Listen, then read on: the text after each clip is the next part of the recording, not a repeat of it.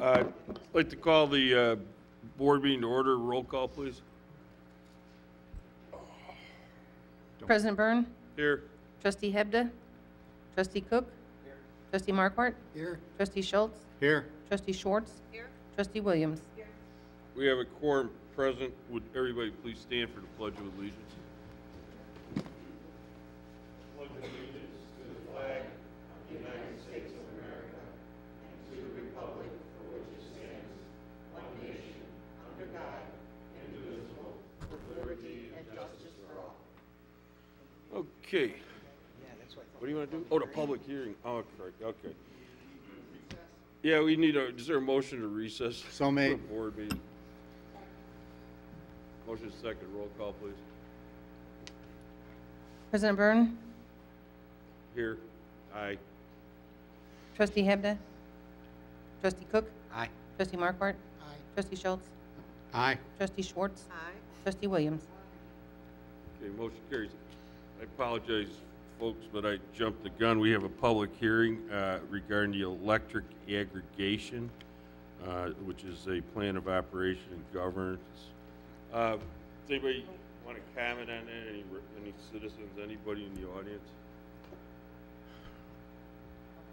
We recently passed a referendum question to go out to see if we can purchase electricity for anybody and everybody in town. So, is there any info that staff would like to add on that? I can. Do you want me to do it now, or should I wait till I have? You want to wait till the board meeting? Yeah, Okay. we can wait. But basically, it's the energy purchase for all residential and small businesses. Right. Okay. Well, if there's no comments for the public on this, I'd like to call the hearing to a conclusion. Motion to adjourn? Motion and a second. Roll call.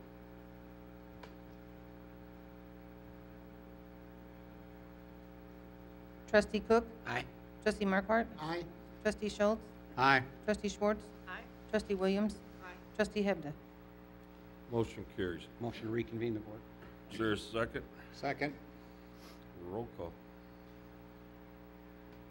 Trustee Marquardt, Aye. Trustee Schultz, Aye. Trustee Schwartz, Trustee Williams, Trustee Hebda, Trustee Cook, President Aye. Byrne. Here. Aye. Motion carries. Okay. Would everybody please stand for Pledge of Allegiance? I'm only kidding. Don't, there's nobody got it. Well, I just wanted to see, I'm a creature of habit here. Okay. Any citizens wish to address the board on any topic other than what's going to be on committee of the whole? Because on committee of the whole, you can definitely participate in the discussion. Okay. First item is proclamation congratulating the Hawthorne Middle School South 8th grade team for winning first place in the state of Illinois in a e-cyber mission. Would you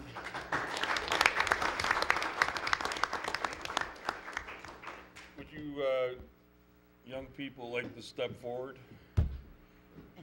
I assume the T-shirt is part of this identification of who's getting it.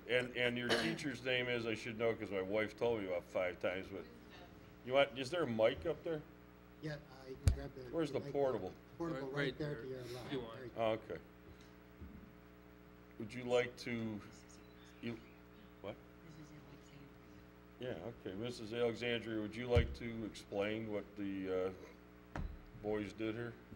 Okay, well, this is the first year we participated in U.S. Army and Department of Defense's STEM, which stands for Science, Technology, Engineering, and Mathematics research project that's done, everything submitted through the internet and judged through the internet. These 4 gentlemen, Carter Himley, John Powell, Brian Rabinowitz, and Matthew Kushner, volunteered to be my first team without too much arm twisting. They're very glad at the moment that they did.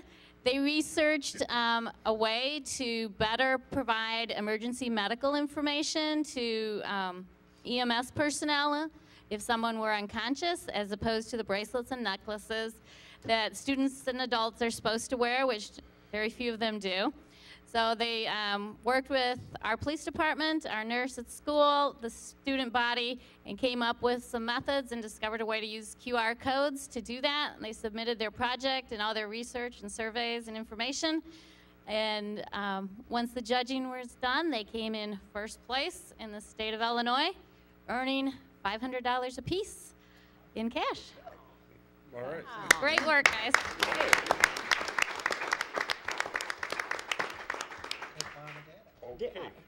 You, all right. We'll start with Carter Himley. Is Carter here? Okay, Carter. This is a proclamation congratulating the Hawthorne Middle School South 8th grade team for winning first place in the state of Illinois. Why don't we bring forth Matthew and John Powell and Brian? Now, who's who here? I know him so far. And you are? Matthew? Okay, John? No, this is Brian, John, okay. Sorry, 50-50, yeah. Okay, all right. Whereas eCyber's mission is a web-based science, technology, engineering, and mathematics competition for 6th, 7th, 8th, and 9th grade teams. The teams propose a solution to a real problem in their community and compete for state, regional, and national awards. 4 Hawthorne Middle School South 8th grade students in Mrs. Alexander's integrated math and science class accepted a challenge to compete in an eCyber mission sponsored by the U.S. Army and the DoD. The team known as the Cyber Eagles, you're out of uniform. Is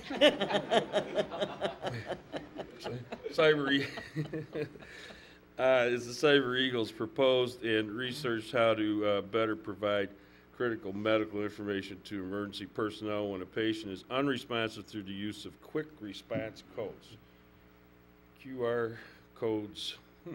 The students interviewed Officer Andy Jones to help him assess the need for better and timely medical information and the viability of their idea of using QR codes. Their research was judged by a team of engineers based on scientific inquiry, engineering design process, benefit to the community, and team collaboration.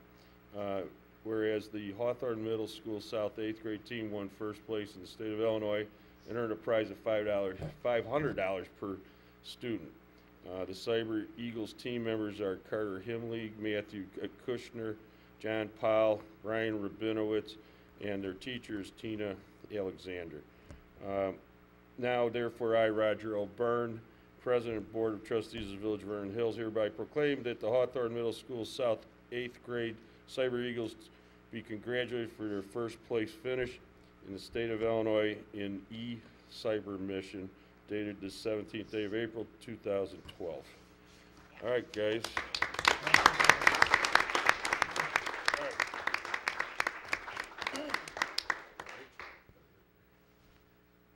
You got 1, 2.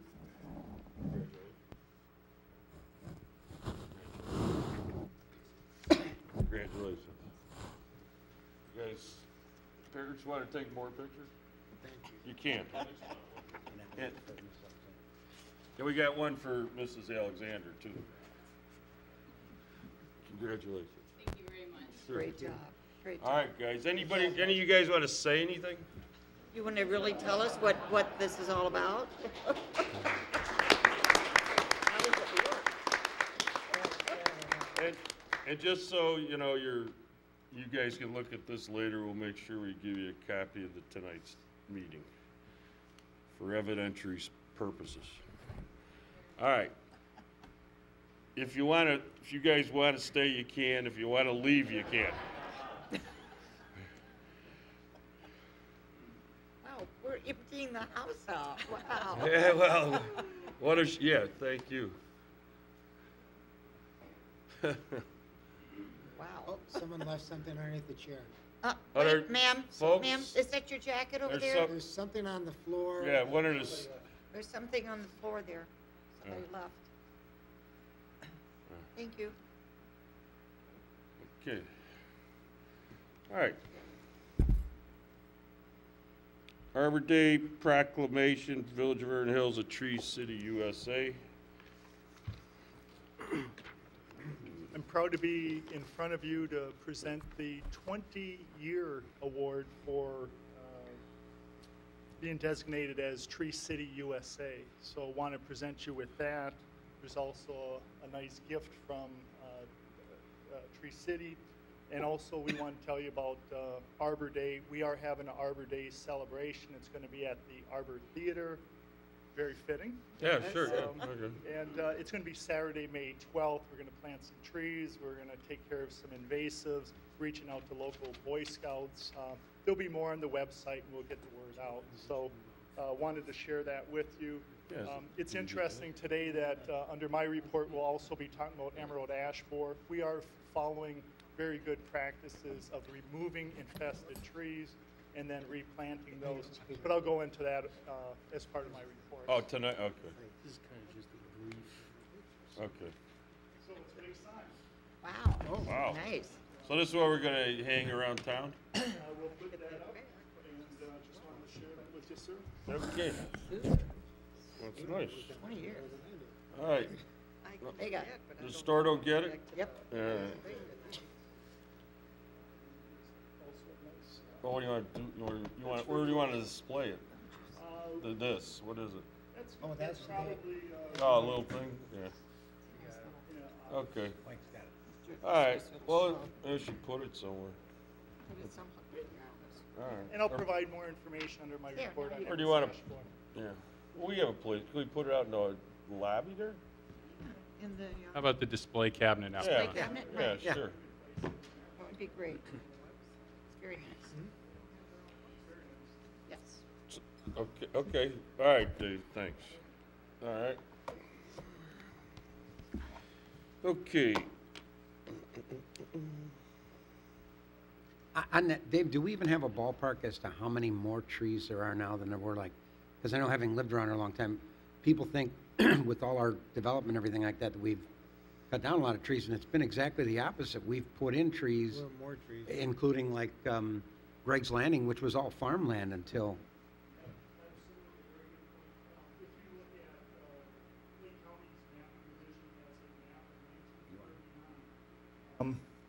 In 1939, it shows specifically Cuneo's property, and there's a little bit of trees around Lake Charles, a little bit around the perimeter, and if you look at Greg's Landing now, just you can see how many trees have been planted since, but we're substantially in excess of what we were when we were agricultural farmland.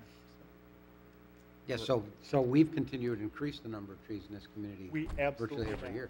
We have. And Dave, what, I know it's May 12th, which is a Saturday. What time? It'll be on the website. We're looking to get things started a little bit early, I think 8 to 8:30, but we've got to post that timeline.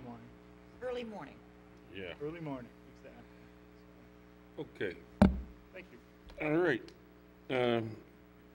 Mike Allison, Village Manager, Electric Aggregation. Okay, thank you, Mayor. Tonight you have two actions before you. One is the enabling ordinance, and the other is what's called affectionately the POGO, or the Plan of Operation and Governance for the electric aggregation. But again, just as a reminder for everybody watching, this is the, as you mentioned before, Mayor, the referendum in March that passed. We're going out with 7 other communities to sign individual contracts for electric supply, the supply side of the electric you receive at home. So far, we have 8 proposals, and 4 of them meet all our qualifications. 2 we've preliminarily have rejected, the 7 group of 7.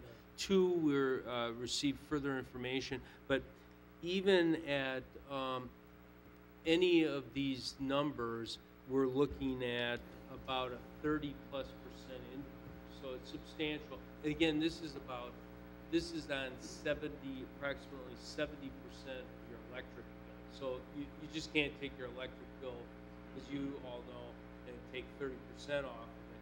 But you take about 70% of your electric bill, take that amount, and reduce it by about 30%, and that's what we're seeing. Again, this, what we received here is similar to what we get with fuel purchases, where you see what the margin is, and then we lock in a price. But this will be a locked-in price for going forward this year. We haven't got that yet because we haven't picked the particular party that we're going to recommend contracting. The other aspect of it is renewable versus, call it for lack of a better term, brown energy or non-renewable. There's only about a 2% difference. So we're thinking it's like 34% savings approximately versus 32% savings. So based on your comments before, we're going to meet Wednesday afternoon, and I think we're going to choose the successful proposal then. We would go with renewal because it's only a 2% difference. And again, all residents, I've talked to several of you over the past number of months, you can opt out of this. For some reason you want to go with somebody else or whatever, you can do that. But just to let everybody know that that's an option. Then before you in May will be the vendor, the choosing of the vendor, but we will already, per the intergovernmental agreement, have committed to that. So the agreement will be somewhat perfunctory in May that you pass because you authorized me to go ahead with that because we have to make these decisions. And then implementation is planned for June. So hopefully during the height of the air conditioning season, some of these savings will be realized. Okay. Trustee Schultz. Just to follow up on your comment there concerning the renewable, I've been contacted by our local rep from the Sierra Club, who strongly urges us to go forward with renewable. And based on what you're saying, I don't have a problem. A 2% reduction in maximum savings seems like a reasonable thing to do something that should be good for the economy and the ecology. So my vote would be in favor of that, provided all things still remain constant based on your final negotiations. Right. Trustee Williams. Number one, I want to apologize. I forgot to bring it with me, but within the last few days, I received a letter from a power company asking to go with them. And my first reaction was, oh, wow, we're really fast. And then I went, wait a minute, this isn't the company we've been talking about. Right. So I hope that people aren't being confused by what they're getting in the mail. Well, that's a great because it's so point. quick on the heels of the referendum. Right, and I'm sure we all are getting a lot of that at home because they want to shortstop this process because, you know, They're making a buck. obviously even our own chamber has an affinity agreement.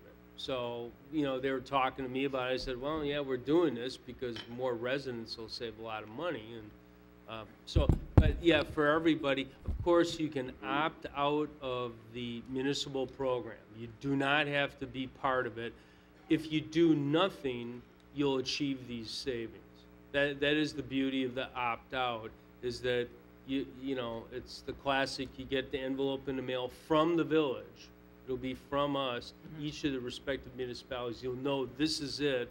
And if you just put it on your desk at home and do nothing, then June is the date that'll start on for your July bill. So. And so people should be careful. If someone calls and represents themselves, it'll be a process, something in writing, and it'll say it's us. And again, you don't have to do anything. So if someone says you have to do something, you don't have to do anything. Okay. All right. Any comments? Any other comments or questions on this one? Next is P&Z hearing April 18th regarding draft of updated comprehensive plan. Yeah, yes, Your Honor. I just wanted to make sure the board is up to date. The Plan Commission's been working for about 6 months on an update of the comp plan. The last major update was 2003, and they have completed their work and are prepared now to go to public hearing with regards to the changes or amendments that they've made to the plan. That plan document has been on our website since about April 3rd, I believe. You know, residents have had a chance to take a look at it, and you know, we're hoping, you know, if people have comments that they can email them to me or come to the meeting tomorrow night or the like. So it's just more information than anything else. There will be a public hearing. It'll be the second item on the agenda tomorrow night. The meeting starts at 7:30. Okay. Is there any, you know, highlights that anyone should be concerned about? Well, we've added a large sustainability chapter to the plan and sprinkled that throughout the plan itself. There's been upgrades to the maps. We've actually also added a future annexation map to that document, which is the first time that that's ever been included. The reason being primarily is to protect our borders against an invasive zoning classification. Not stealing an EAB term, but it's a land use that we would feel would not be appropriate. We would be able to then object through the county's process and force a supermajority vote on something like that. Other development guidelines for Loyola's, the north part of Loyola's property in regards to possible residential, a little more guidelines with regards to redevelopment of the northeast corner. And that's the general gist of where the plan is. I mean, it was updated to reflect what has occurred over the last 7 or 8 years, and additionally updates for census information and the like. So, not a major overhaul. Did we get an assist on this from any planning group? Yeah, Rolf Campbell and Associates helped us. So Okay. They'll be there tomorrow night, and then Al Maiden said he will find his way to the meeting when we bring it to you all, Okay. either at the May 1st or the 15th meeting. So, Okay. All right, any comments or questions on this one? All right. Finance Director Larry Nacron, fund balance net asset policy. On the consent agenda is Resolution 2012-058, which basically sets a fund balance net asset policy in compliance with the standards set by the Governmental Accounting Standards Board through their Statement 58. Now, we've long actively pursued fund balance goals, and you know, that's been very much integrated into our budget process. But GASB is requiring kind of a set of that comply with a set of standards, including definitions and you know, discussions of revenue. So that's what our policy includes. It's also supported by the rating agencies. So I just want to make you aware that is on the consent agenda and see if there were any questions on that. Any comments or questions for Larry? All right, thank you. The second item I have, and I put it under my report because there's so many items related to the budget on the consent agenda. So I'm asking for approval of Resolution 2012-057, which sets a budget of $23,165,605, including $700,000 for the golf course, which actually goes through a separate process. The general fund budget is $19,629,083, and it includes the changes that were discussed during the budget process, as well as salary adjustments, and it incorporates the hotel motel budget into general purpose, since the hotel motel tax is no longer restricted as it was prior to our home rule status. So wanted to see if there were any questions on that, and you know, and to ask for the board to approve that resolution. Okay, and the final number was what, 25? 23,165,605. 55605. And also, I want to point out, in your, I've attached the budget summary in your packet and also the multi-year plan, which projects that the general fund, which will end FY 12-13 over 20 million and remain over 20 million through the entire period through FY 2018-19. Okay. Motion to approve Resolution 2012-057, adopting the annual budget commencing May 1st, ending April 30th, 2013. Second. There's a motion and a second. Roll call, please. Trustee Schultz? Aye. Trustee Schwartz? Aye. Trustee Williams? Trustee Hebda? Trustee Cook? Aye. Trustee Markwart? Aye. For the record, I'd vote aye also. Okay, next is Public Works Director, Village Engineer Dave Brown. Thank you very much. In terms of our efforts on Emerald Ash Borer, I wanted to provide an update to the village board. Last year, we removed 72 ash trees that were impacted by the Emerald Ash Borer.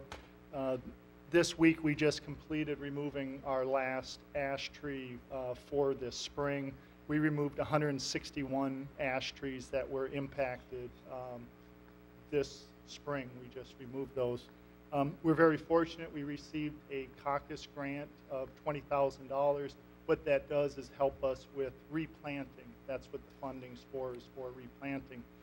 The trees have been delivered to our yard. They were delivered both yesterday and today. So we have the trees to replant those trees that we have removed. So that is in keeping with the Tree City Award that I just presented to you.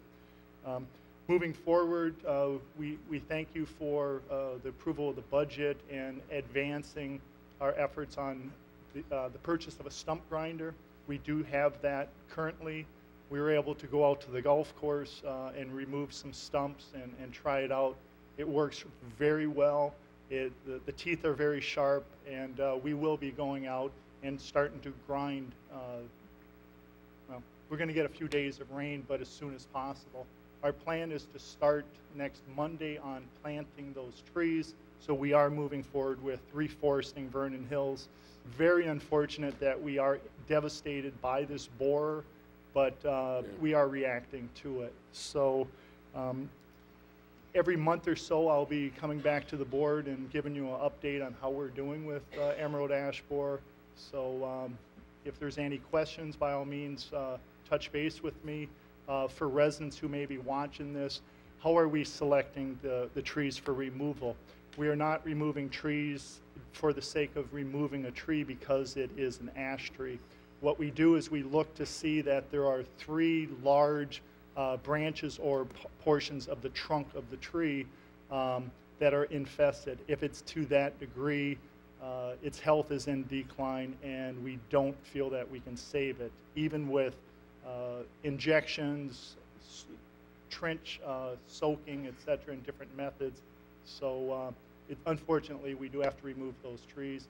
Fortunately, we are replanting them. So that's my report. If there's any questions, I'm available to answer them. Yeah, I mean, I know you must get inquiries. We all probably have people who ask us, is there any effective treatment to even help prevent it? I mean, because, people are going out, hey, my tree looks good, and they're spending money to have, it done, or you're getting products from the garden stores and such.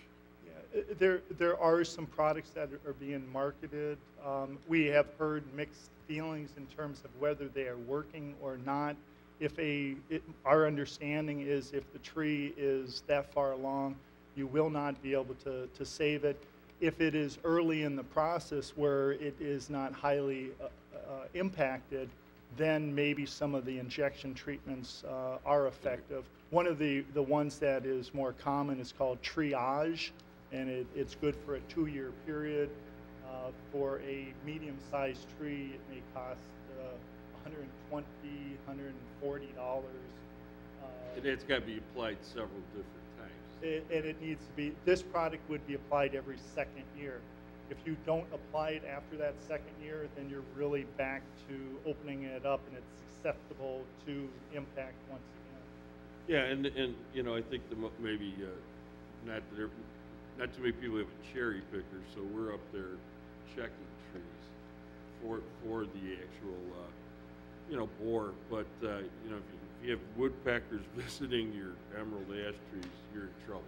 Absolutely. So if you hear Woody out there pecking away, Yeah. you know, Can I add, Mayor? homeowner beware.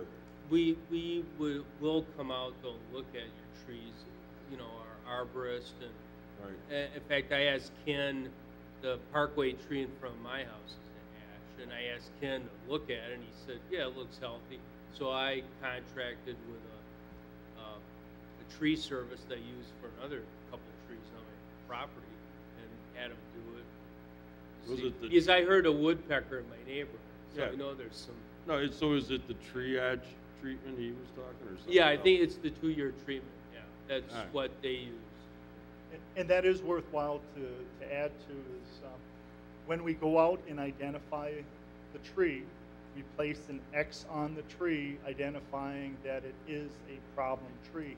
We also deliver a flyer and we leave that with the resident, and it gives them information on the public tree, and then it also gives them information on the private tree. They can contact our forester. We also have posted on our website frequently asked questions. So it's a really good resource that on their own residents could read that on our website, educate themselves, and by all means they can contact us and we'll try to help them along also. All right, Trustee Schultz. You've got a plethora of mulch now because you've been mulching these trees. Do you want to talk about that and that it is suitable for use? Yes. Really, the borer lives in the inside the bark layer of the tree. So in terms of chipping, if you chip it to a small size wood chip, it does impact it where it's not going to spread and continue to exacerbate the problem. So chipping and creating mulch out of that is an effective way of impacting the tree where it won't spread. And the mulch is outside the Public Works building. People can go there at midnight if they want and fill up bags or barrels with mulch if they want free mulch for their lawns or for their garden beds or flower beds. It is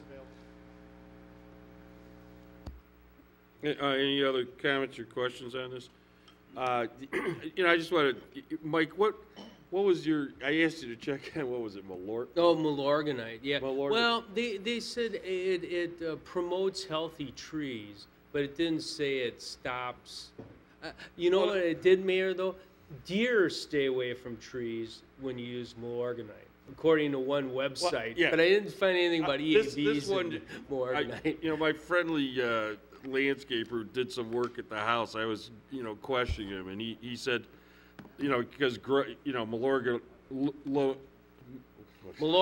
Milorganite is used to kill grubs in your lawn, and apparently you can put some of the product at the base of your tree, and a lot of times I guess that's where they start to come from the base going up.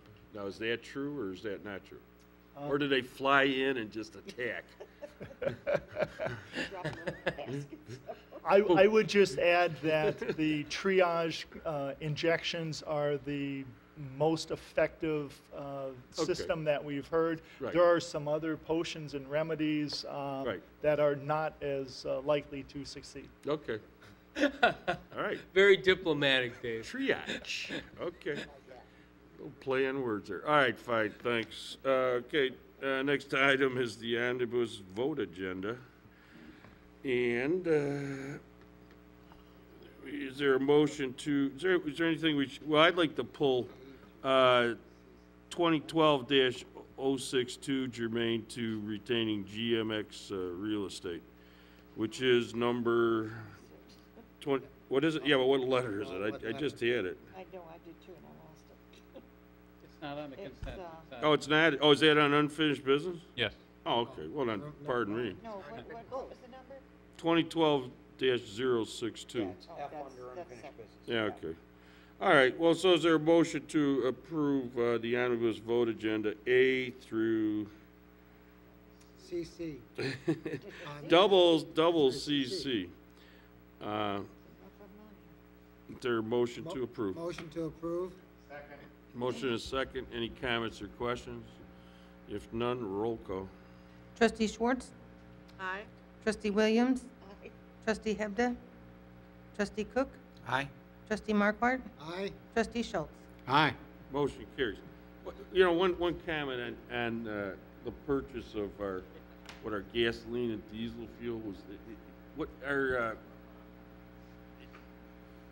what's the, I guess the variance in there? Is there, you know, a high and a low, you know, based on? It's based on an indice for fuel, so we follow that indice. In terms of what we're currently paying for unleaded, we're currently paying $3.60. Our diesel is very equivalent to that. Okay. So But they can obviously go up also. it definitely will go up. Right, okay. But it's still, in the savings there is because there's tax that we don't have to pay? Definitely, yes. Is that the principal driver? I It think? is. Okay. All right, And good. purchasing in bulk. And yeah, and we, this, who is it, the school, the library, and the fire department? Fire department. Park district? Yeah, the fire department, Meg. You said the park district also? Or no? And the park. Okay, all right, well, that's good. Okay, all right, unfinished business. Is there a motion to approve item A, approval of Kemper voucher list of bills dated April 17th, 2012 in the amount of $11.92? Is that correct, Larry? Second. Larry? Yeah, that's the right number. Is that Is that the correct? right number, $11.92? All right. Why so large? Wow. Okay, there's a motion and a second. Roll call, please. Trustee Williams? Trustee Hebda? Trustee Cook? Aye. Trustee Markwart? Aye. Trustee Schultz? Aye. Trustee Schwartz? And for the record, I'd vote aye. Okay, B, approval of April 3rd, 2012 public hearing, budget and budget resolution fiscal year beginning May, oh, minute, yeah. It was May 1st. It's minutes, correct? Yeah. No, Yeah. Should be. It's- it Approval of says the May 1st. April 3rd public hearing minutes. Yes, right. Should be, right? Says Okay. it at the end. It's a syntax error. okay, approval of, all right, item B. Is there a motion to approve? So made. No, it's second. All right, motion is second, roll call. Trustee Hebda? Trustee Cook? Aye. Trustee Markwart? Aye. Trustee Schultz? Aye. Trustee Schwartz? Aye. Trustee Williams? Motion carried. Next is approval of April 3rd, 2012 public hearing, electric aggregation plan of operation and governance minutes. Motion to approve. Second. Roll call, please. Trustee Cook? Aye. Trustee Markwart? Aye. Trustee Schultz? Aye. Trustee Schwartz? Aye. Trustee Williams? Trustee Hebda? Motion carries.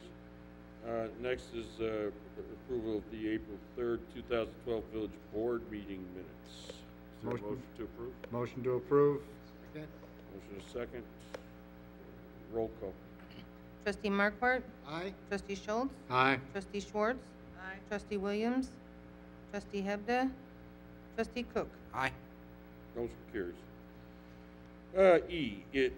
The approval and passage of resolution 2012-035, resolution authorizing the transfer of $55,000 from Public Works Contractual Services and Commodities to VHAC grants in the fiscal year 2011-12 budget, as well as the $45,000 transfer from Public Works Equipment to VHAC grants in the 2012-13 budget, and to authorize a $55,000 payment to Project Turf in fiscal year 2011-12, as well as 45,000 in fiscal year 2012-13.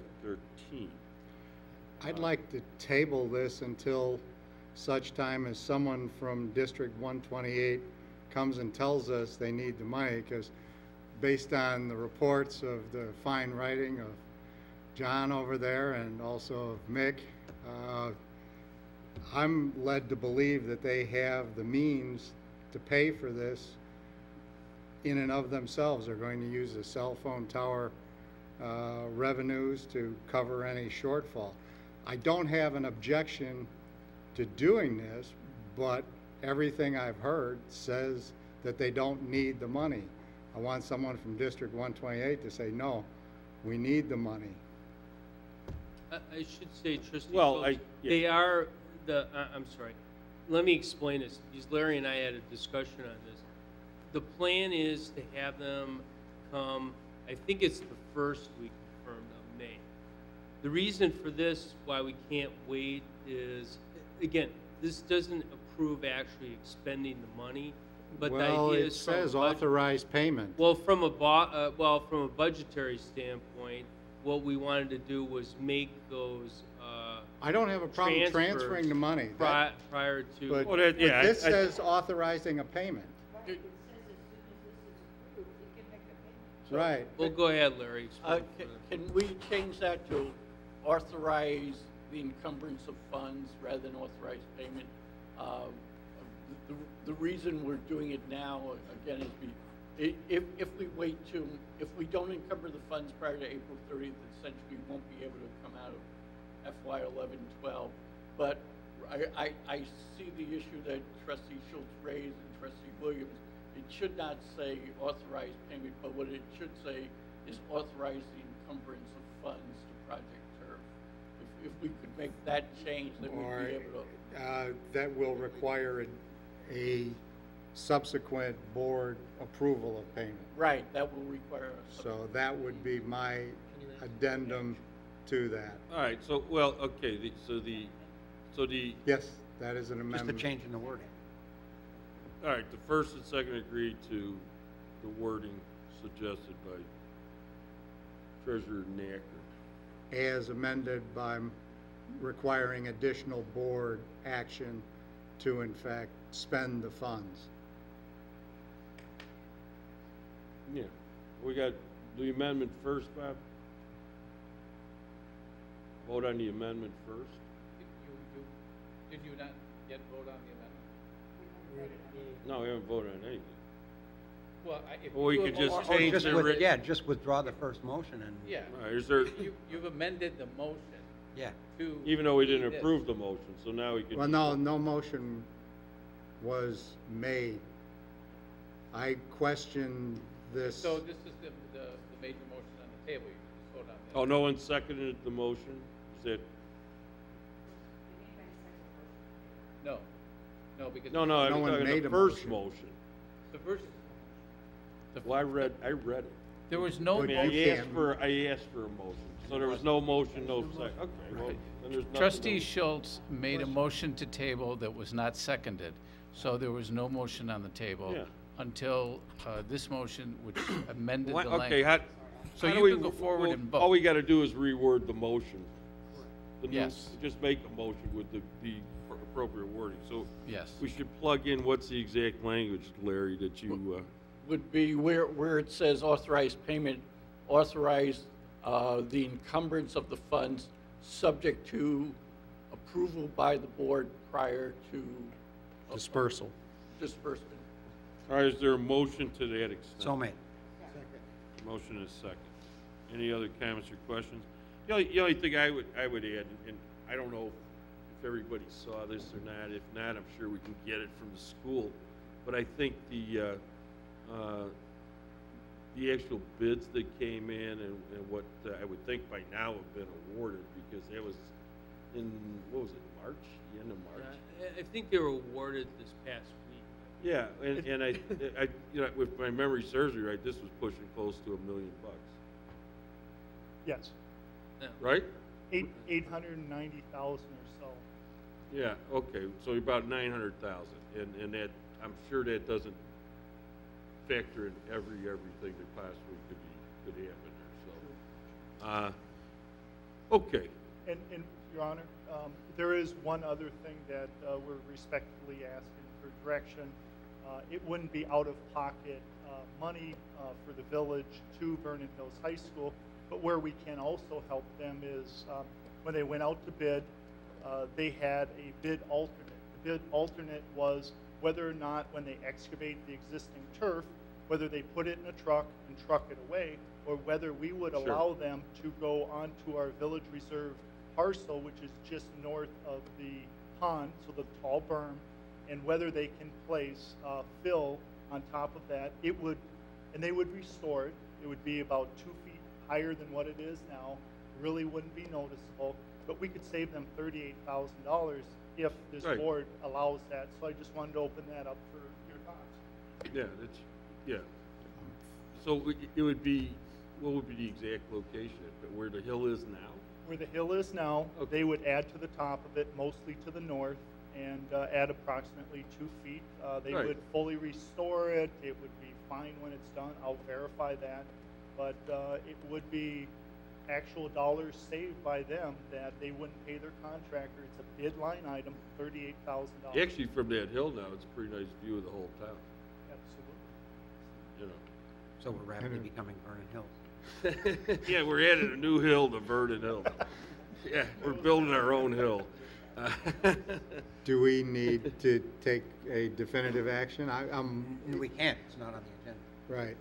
specifically. No, we just, you know, we got the motion and, okay. So, got the motion in a second, roll call. Trustee Schultz? Aye. Trustee Schwartz? Aye. Trustee Williams? Trustee Hebda? Trustee Cook? Aye. Trustee Markwart? Aye. And then Dave, just bring that Motion back carries. at a next meeting. Okay. F, approve and passage of resolution, now this is the one I wanted, well, I'm not pulling it, we're doing it on an individual basis.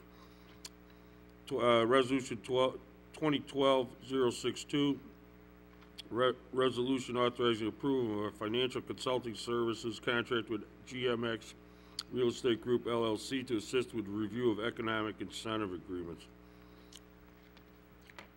We have Andy Goodman here tonight, and Andy is apparently, you want to come up?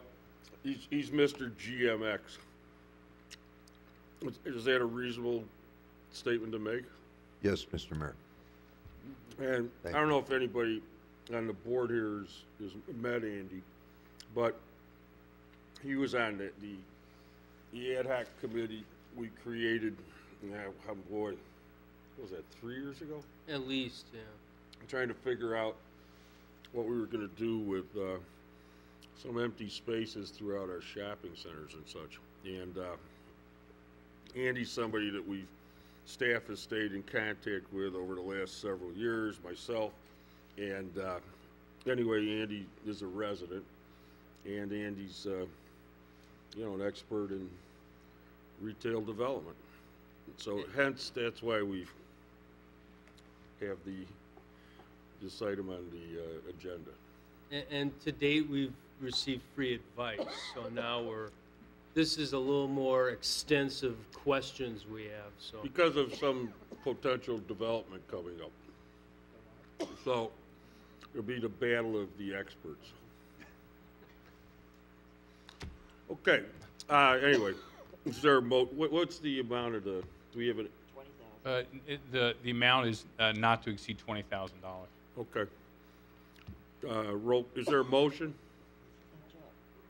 So made. Motion and a second. Any comments or questions? Roll call. Trustee Schwartz? Aye. Trustee Williams? Trustee Hebda? Trustee Cook? Aye. Trustee Markwart? Aye. Trustee Schultz?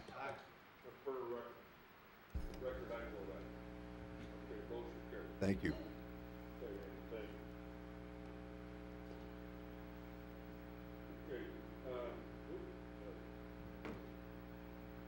G. Okay.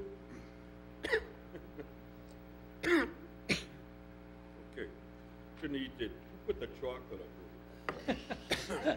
Damn. Anyway, yeah, it was good. Don't worry, we got a former paramedic in the Oh, audience. yeah, we got that. I don't want to put them through that burden. Approval of passage of ordinance number 2012-029, an ordinance authorizing the sale of certain personal property owned by the village. Is there a motion to approve? Motion to approve. Second. Motion and a second. Roll call, please. Trustee Williams? Aye. Trustee Hebda? Oh, thanks. Trustee Cook? Aye. Trustee Markwart? Aye. Trustee Schultz? Aye. Trustee Schwartz? Aye. Motion carries. Okay, next is new business. Well, yeah, I want to bring up something that sent germane to Route 53. Mike sent this out to everybody. Was that just today? or- Yes. Yep. Okay, has everybody had a chance to look at this? Is this on this time? No, Oh, some all right. What, you're looking for what?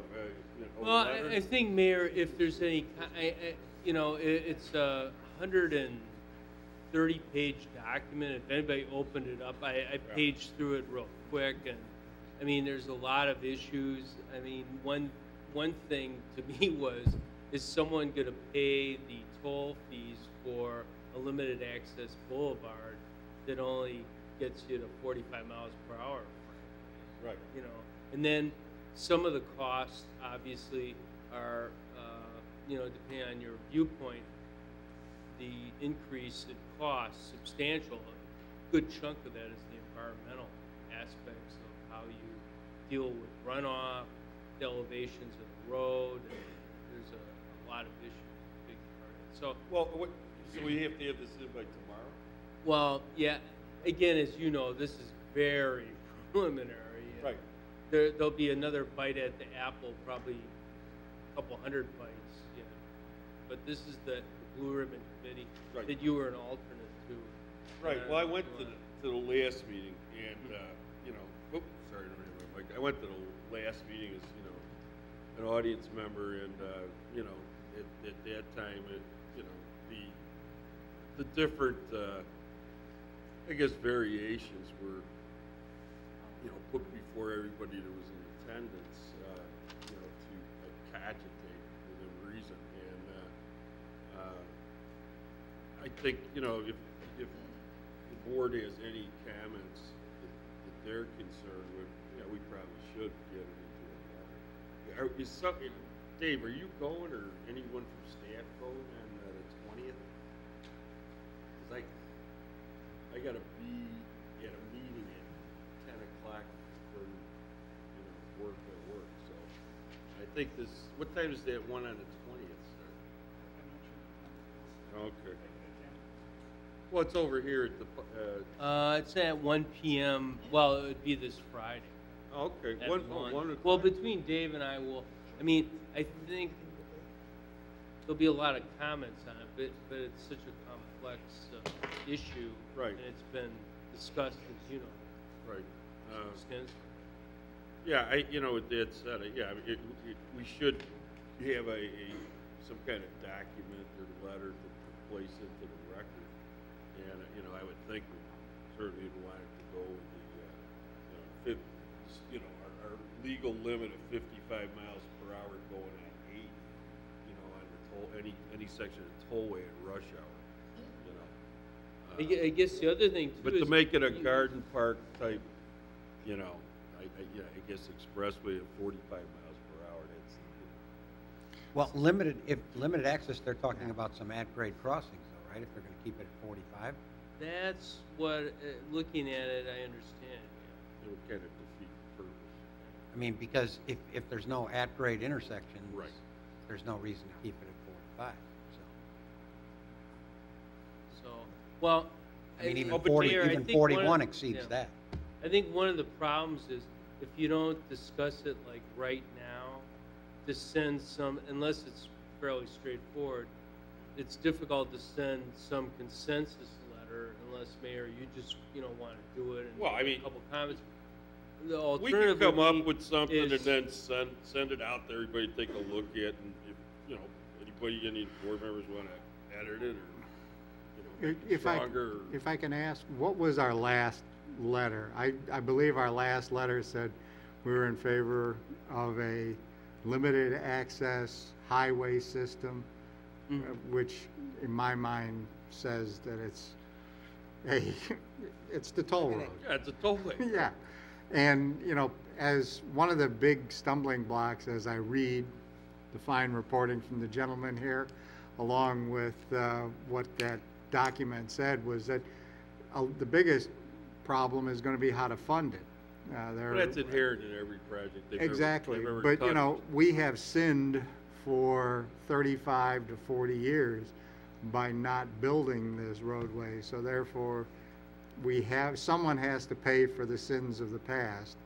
And it probably needs to be partially Lake County, but partially tolls on the existing 53 and whatever other revenue sources. It's more important that it gets built, because that will be an economic engine that will be unsurpassed. Right, yeah, this is, yeah, I mean, you get to a point where, well, let's trick up a letter, and I think, you know, kind of politely but forcefully say, hey, this should be a toll, you know, and I mean, you know, controlled access and you know, bridges and no at-grade crossings, for God's sake. We've done so many resolutions on this, you know, it's almost, we've done as many on this, I'm sure, as we did on 45. Right, so I mean, probably, that's what I'm saying. over the years. You know, I mean, you know, this is, yeah, anyway, I mean, yeah, the money issue, what a shock, you know, but it was a money issue 10 years ago, it was a money issue 20 years ago, it's, 30 years you know, I just hope there's no, you know, dragonfly that'll cost another $5 million to, you know, investigate its habitat, because that truly did affect any number of bridges going south to the I-355 that ties into 80. Since I had lunch with some engineers and somebody who was an old tollway board member, and they were very insightful. So, you know, because Dragonfly now flies under the bridge, because, you know, it couldn't fly over the bridge at the right height. And it's, you know, and that's a small portion of it, you know, but with that said, that's the kind of things that delay things too. And, you know, and I'm sure, you know, they're going to be sensitive to the environment. They're going to be, obviously, stormwater runoff is always going to be an issue, but, you know, where there's a true will, there's a way. You know, it's a road, for God's sake, you know. So we probably wouldn't be driving on any of the roads that are here now if, you know, we took some of the attitudes that some of the folks take that are, you know, are green to a fault. So. Unfortunately, I think some of these stumbling blocks or opposition thrown in our way to try Sure. to stop it again. Yeah. I'm starting to wonder if this is ever going to come to fruition in my lifetime. Well, we'll try to hasten that I wondered process. that 25 years I ago. don't have that many years left. Yeah, I know. Well, you know, crazy, but there's a lot of wonderful things through modern medicine. So, so anyway, Get one of those QR codes. that yeah, get the students QR know. code. I was Get- trying have to it find out tattooed how on that my arm. works, but Yeah, nobody would tell me. Yeah, okay. But, you know, let's do a letter, share it with everybody on the board, and we'll get it out tomorrow after. Well, yeah, it's 11 a.m. That's the Oh, checkered okay. flag goes down. right. So, Time to well, send it Dave out. and I will talk tomorrow morning. We'll put something quick and pretty generic together. Mostly the tollway. Yeah.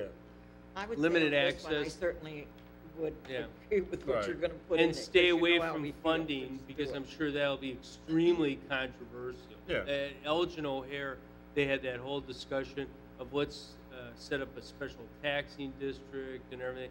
And the mayors along there, I know, I've read some articles. Oh, and, you know, they said, wait a second, this was supposed to be a toll road.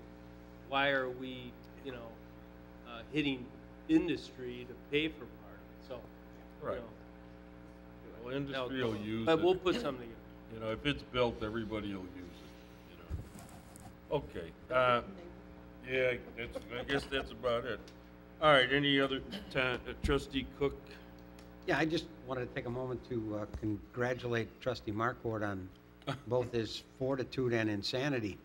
But he competed in yesterday's Boston Marathon in that incredible heat and started and finished it. So my hat's off to you for completing it. Plus, well, this was Trustee Marquardt's second run, which the first one was in the Boston Marathon. 3 now? I qualified 4 times. Oh, yeah, he qualified 4, and he only ran 3. Okay. So, in this, he's had better times, though. Very much. I heard the story from my son via his son. It was a very hot day. You got the floor if you want to say something. It was not a very good run. It was a very hot run, but yes, a turtle may have been able to beat me possibly, but it is a run, and I started and I finished it, but I can run again, though. There you go. That's it. So, try to better the time, but it was off a little bit. Was there anyone else from town? Didn't we have this discussion every time? I don't know. No, actually, the group that I'm in for the North Shore Long Distance Running Club, it's usually Libertyville. Actually, none. Libertyville area, Lake Forest area, but I'm the only one from Vernon Hills. Yeah. Okay. All right. Well, is the paper going to print something on that, or? Probably, Huh? yeah. You don't have to. Why don't you have Aguilar call him? Can somebody do that from the Herald? You know. That name? Yeah, okay. All right. Is there any other new business communication? If not, is there a motion to adjourn the board meeting and go to committee of the whole? Do we need to go to closed session tonight? Yes, just something quick, right, Chief, on personnel. Okay. Second? There's a motion and a second. Roll call. Trustee Hebda? Aye. Trustee Cook? Aye. Trustee Marquardt? Aye. Trustee Schultz? Aye. Trustee Schwartz? Aye. Trustee Williams? Aye. Motion carries. I'd like to call the committee the whole meeting to order. First item is approval of the March 21st, 2012 committee of the whole minutes. Is there a motion to approve? So made. Second? Roll call. Trustee Cook? Aye. Trustee Marquardt?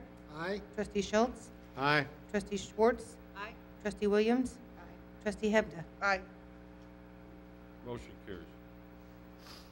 All right. Second item, request from PNC Bank to operate an outdoor special event at the Vernon Hills Town Center, 1250 South Milwaukee Avenue. Is there a representative here? Yeah. Okay. Who's taking this one? I can briefly summarize that for you, Mr. Mayor. Okay. Mayor, the event would take place at the PNC facility in the town center off of Milwaukee Avenue. It would be on Saturday, May 12th, and would run from 10 a.m. to 1 p.m. There'd be a baseball-themed food truck that would be located on the parking lot that's shown on the site plan attached to your packet, and there'd also be 3 10-foot by 10-foot tents.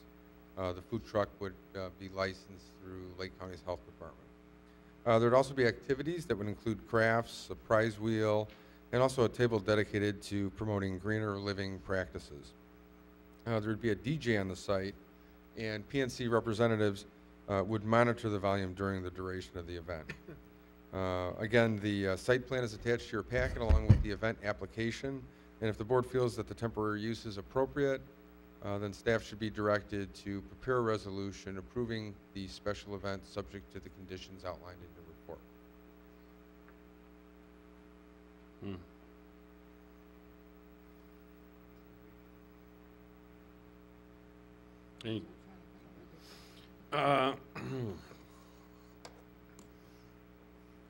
So this is open to the public, anybody can come? Come on up, please. What? Oh, yeah, we want to state your name for the record, please. Sure. My name's Alessandro Vasquez, and I'm representing the PNC Bank Vernon Hills branch. Yes, it's free, open to the public. Everything is complimentary. There's no charge for any elements at the event. Okay. Is it, what's the square footage of the site they're gonna do this in? Is it just using their parking lot? Yeah, it would just be in the PNC Bank parking lot. We wouldn't be affecting any public areas or any of the other businesses or their parking in PNC Bank around there. So it's gonna start after the bank's closed? Parking No, area it's by when the Milwaukee? bank is During the open. bank is Oh. open. It's 11 o'clock. So is it just the parking lot by Milwaukee? Yeah, it's the parking lot directly in front. If you take a look at the site map in the package, we're gonna barricade off just the front area. These I don't know, 13 parking spots. Okay. And we'll utilize that area as the event area. Gotcha. Well, is there any concern from staff or, you know, with regard to just safety in general on something like well, this? as the petitioner noted, there'll be barricades that separate where the pedestrians will be from where the event takes place. They're at the northwest entry. There's also barricades by the drive-through on the south side of the building, and also accessing on the east side of the lot. So there's really no way vehicles can be where the pedestrians are. Further, they're maintaining access to the north side of the existing retail building that has Tom and Eddie's and the dance school, and they'll need that to service refuse and if they happen to have deliveries during the event. So those tenants will be able to continue to do that during the duration of the event. The event will be located solely on the PNC property and only on the east side of the building. So we think the location is appropriate as well, and staff has no objection to it. Okay. Is there any comments or questions from the board? The only question I have is, I bank at PNC. That doesn't preclude me from voting on this, does it? I would think not. No. Thank If you have a large amount of stock. Yeah, I Large just, Steve? May May 12th. They made 12. Everything's on May 12th. After the Army. All right. So is there a motion and a second? I'll motion it. Motion and a second, roll call, please. Trustee Markwart? Aye. Trustee Schultz? aye. Trustee Schwartz? Aye. Trustee Williams? Aye. Trustee Hebda? Aye. Trustee Cook? Aye. Okay, motion carries. Thank you. Good All right. luck. Is there anyone here for the French market? No. Okay. I'm gonna take that one, so you can wait Well, till the end. Plymouth Farms? But Cliff, you're gonna stay anyway, right? Okay. All right. All right, fine. Next is the Oaks of Vernon Hills presentation for revised concept plans for a proposed multifamily residential development on the former Kelly's Camp property, Kinsey Real Estate Group. Good evening, Mayor, trustees, village staff. We appreciate the opportunity to stand before you to present the Oaks of Vernon Hills concept plan for your consideration. My name is Steve Spinell, representing Kinsey Real Estate Group. Along with me is a partner of mine, Warren James. We've been in the development business for 24 plus years. Matt Nixon as well with Kinsey Real Estate Group, and Mike Rolfs with Hamilton Partners. Being in the development business for the last 20 plus years in for sale housing and mixed use developments as well, we're looking forward to presenting to you what we consider, or at least I consider, could be the nicest apartment project within the village of Vernon Hills. I feel somewhat qualified in saying that, seeing that being a resident of 20 plus years of the community myself. I think it's a unique opportunity and a unique location to be able to provide some alternative housing here within the community. With that said, I'd like to turn it over to Warren James to go ahead and give you the details within the community. Thank you, Steve. Again, thank you for the opportunity to address you at this time. We were before you some time ago, back in October. We've been busy since then. We listened to your comments, and we have a number of responses pursuant to your feedback. we've made multiple site plan revisions, which I will explain. I'll also share with you some of the architectural character that we intend to propose, along with the traffic analysis, and then Matt's going to address some of the land use issues and the community benefits. We also have with us tonight Tim Doran of Gaywald Hamilton, who will be available. He is the traffic engineer. He will be able to more competently answer any of your traffic questions. In regard to the site plan revisions, this site is 29 acres, there's 31 overall, 29 allocated to the residential use. We've reduced the unit count from 315 down to 304. We've increased the garage count from 90 to 160 enclosed garage spaces.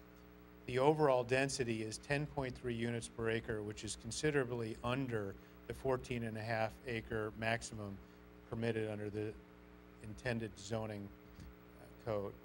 The unit mix consists of 55% one bedrooms, 40% two bedrooms, and 5% three bedrooms. We also have introduced two distinctly different product types.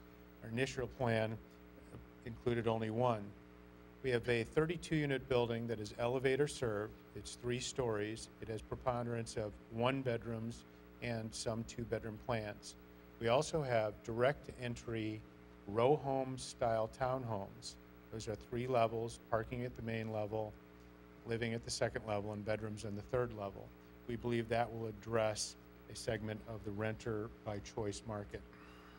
We've also substantially reduced the paving and added parks and green space. These are the side-by-side comparisons of the 2 site plans. And I'll take you through a couple of slides to show you the details. In the northwest corner, you can see we've substituted or we eliminated 2 buildings in the old plan and introduced the row home around a common green space. We believe that's going to be more attractive, presenting front door architecture when driving down the street. In the northeast corner, we have dropped 7 buildings in place of 5 buildings, all located around a central green. You can see that buildings 7 and 8 also have the advantage of looking over the detention pond. In the center of the plan is the clubhouse, as it was before. But because we've made the streets private, we've avoided the need, perceived need, for having 2 lanes of traffic, the thoroughfare, if you will.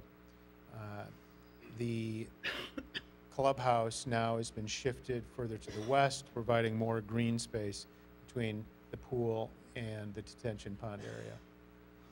And finally, at the south end of the site, we have incorporated 2 different product styles.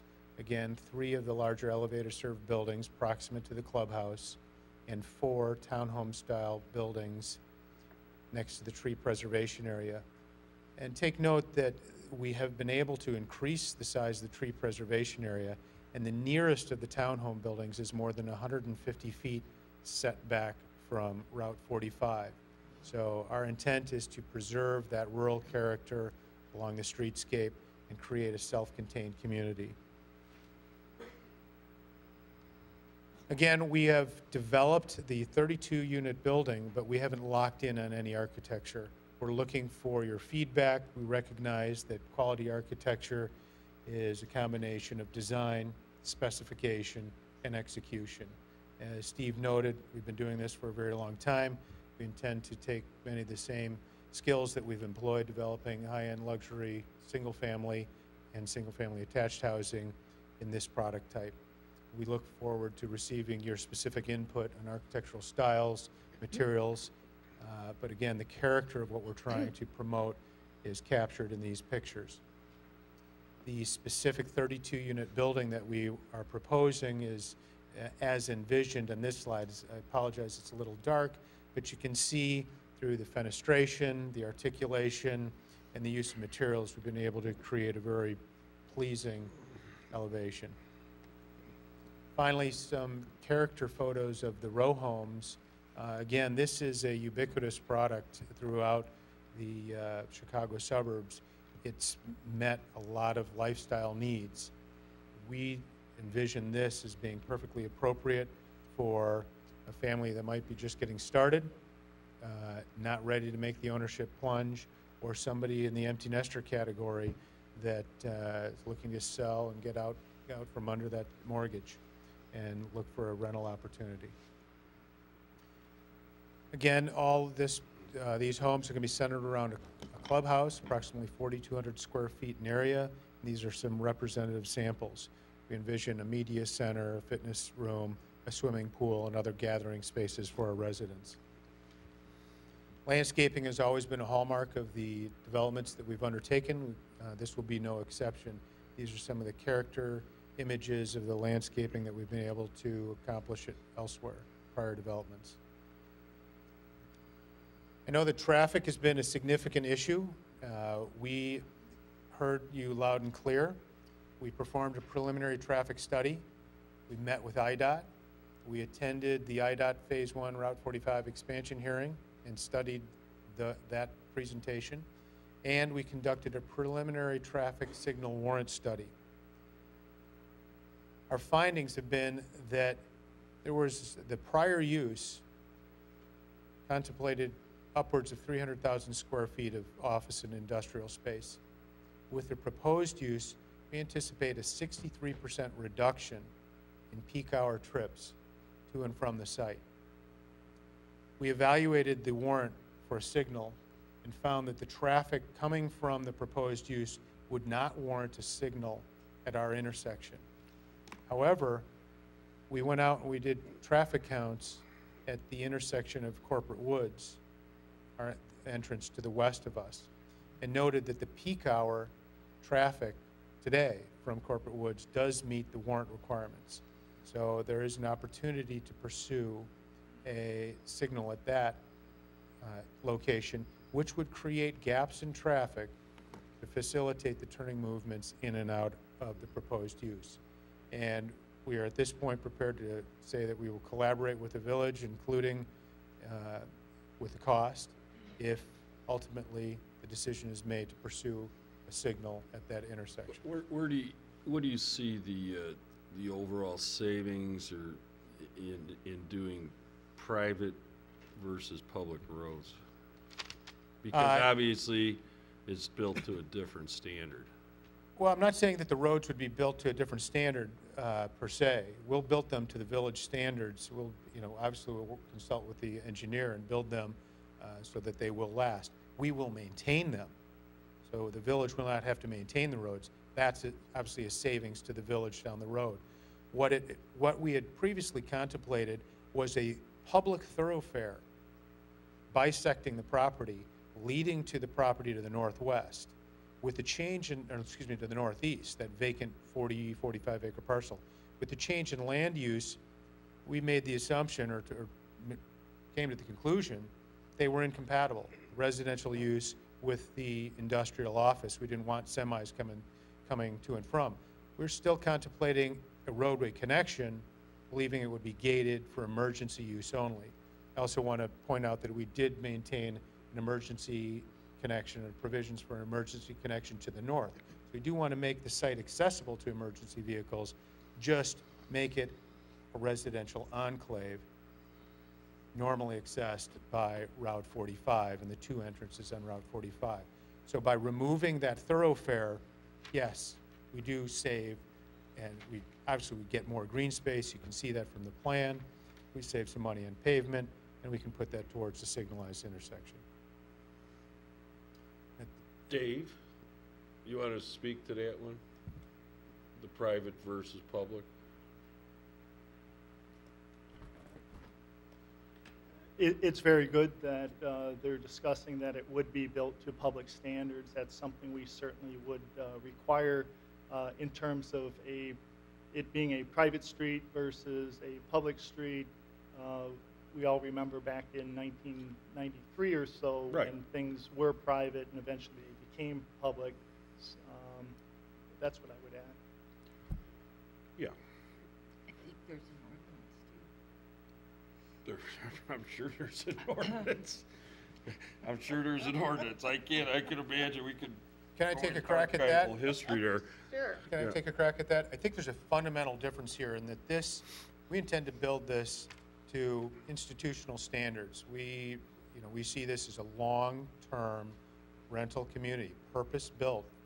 It will not be. We don't envision it becoming a condominium.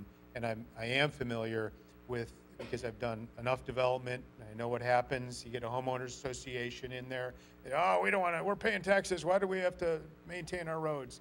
This is going to be owned by a single owner, long-term, with the expectation that private roads, it's a private development, one owner. They maintain the roads. Okay. All righty. Go ahead, I'm sorry. You can... At this point, I'll turn it over to Matt to discuss the land use. Thank you, Warren. Thank you, Mr. Mayor, trustees. I think we're responding to the fundamental change in an attitude towards rental versus home ownership. We see young people deferring the decision to purchase. We see empty nesters who maybe just sold a home and are not anxious to jump back into home ownership. And we hear from our corporate clients they are interested in housing alternatives to both recruit and retain good employees.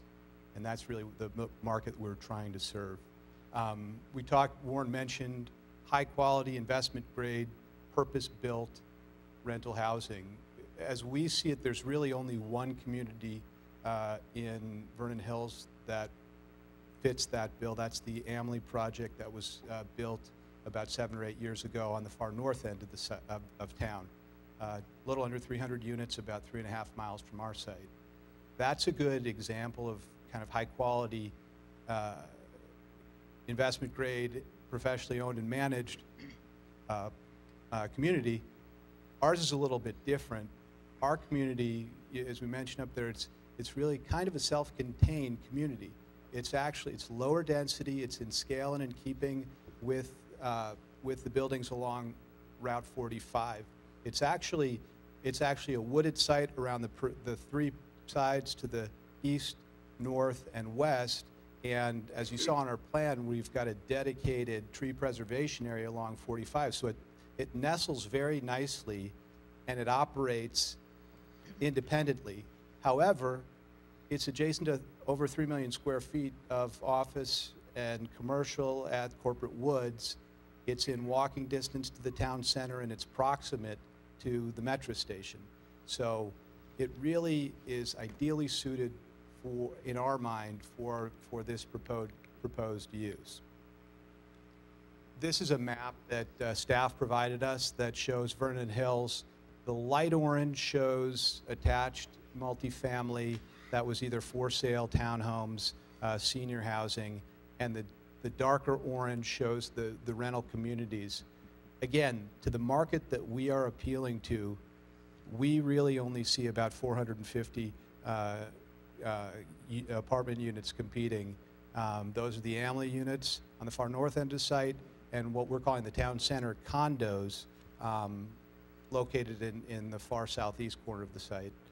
And an interesting note, when we did our study, out of all those units, there are only 68 one-bedroom apartment units in town that meet this high-quality, professionally managed, professionally owned.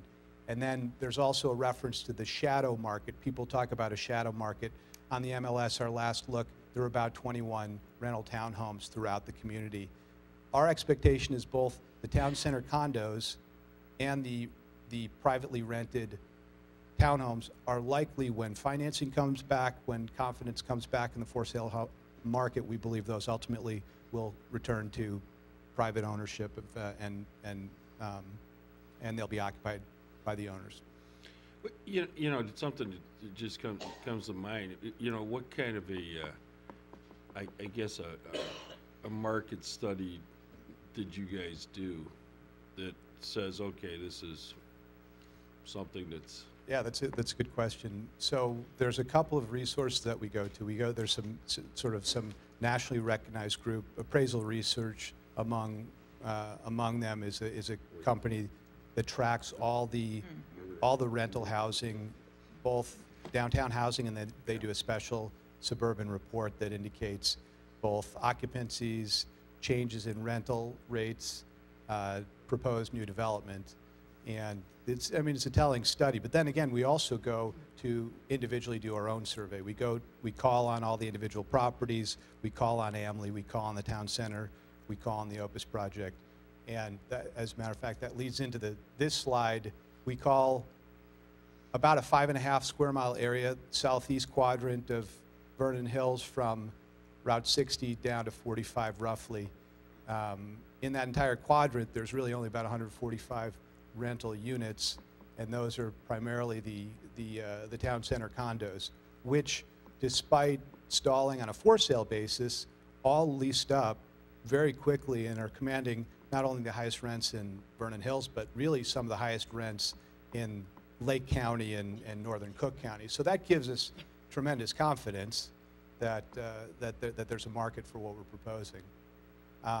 And there's really limited opportunities, I think everyone recognizes, within that quadrant that are suitable for the type of housing we're proposing. Now that you're showing the elevators in the buildings, does that widen your demographics? Yeah, it does. Well, two things. We added elevators, and then we also added the what we call the tuck under product. And again, we see that the tuck under product was a very successful for sale product, introducing new families into the community. But it was one product actually that was a little tough for empty nesters to embrace, because there was this idea that if you bought anything that had stairs in it, then you were eventually going to run into problems. We see the flexibility of the tuck under product for an empty nester who may be totally fine and comfortable owning a home with stairs. They have the flexibility, when they're no longer interested in climbing stairs, to move into the elevator served building or to move to other options, but they're not locked in to a for sale product. And that's what this is all about. It's all about the flexibility. So we say right there, empty nesters, the row homes are an ideal scenario for moving from a single family. They have a 2-car attached garage, plenty of space to accommodate their needs. New families, the ones that used to be buying these townhomes, they need flexibility. They're not necessarily interested in jumping into home ownership. Corporate users, we did an outreach to the properties adjacent to us and to the properties within the community at large, and had a lot of support from the HR department saying this would be ideal for our employees that are getting relocated as an option. A couple of other benefits. This is going to generate, in our estimation, $6 to $8 million of disposable income, which is likely, at least in part, to be spent in the community. Property taxes, we've said it before, it generates some significant property taxes while having, in our estimation, a limited impact on the schools, Stevenson and District 103. We talked about the traffic impact being less than the commercial that's already approved. And ultimately, this is going to be a high-quality, well-designed, purpose-built community that's designed in a way that will be an asset to the community in the long term. So with that, we're looking for an opportunity to move along to technical review, but we're here to answer any questions you might have. Thank you very much. Okay. Trustee Cook. One concern that was in staff's memo, and I share it, and I wonder if it's been addressed, that's on buildings 13 through 16, the lack of a parking pad.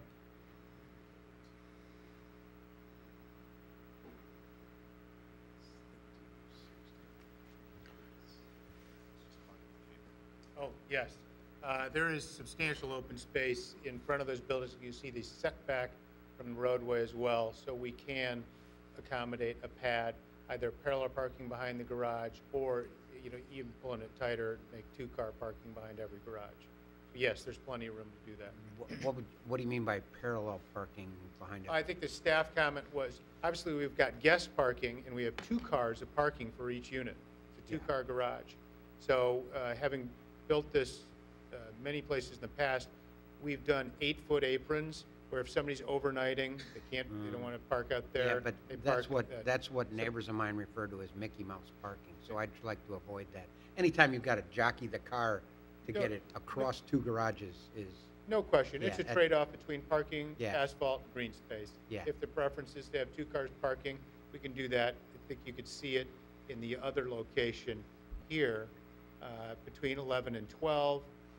Those areas accommodate two-car parking the behind it. problem is Same that- thing with 9 and 10. Yeah, with them being two-car garages, the problem is I really don't see an absolute need for 2 pads, but at the same time, you know, a cross pad is Yeah, a the little bit alternative- difficult to deal with, so. The alternative to that is to create a dedicated parking spot across the alley, on the opposite side of the alley for that unit. So we can explore, there's a variety of solutions to this issue. Okay. Just been my experience, so that a pad is something that is almost a necessity.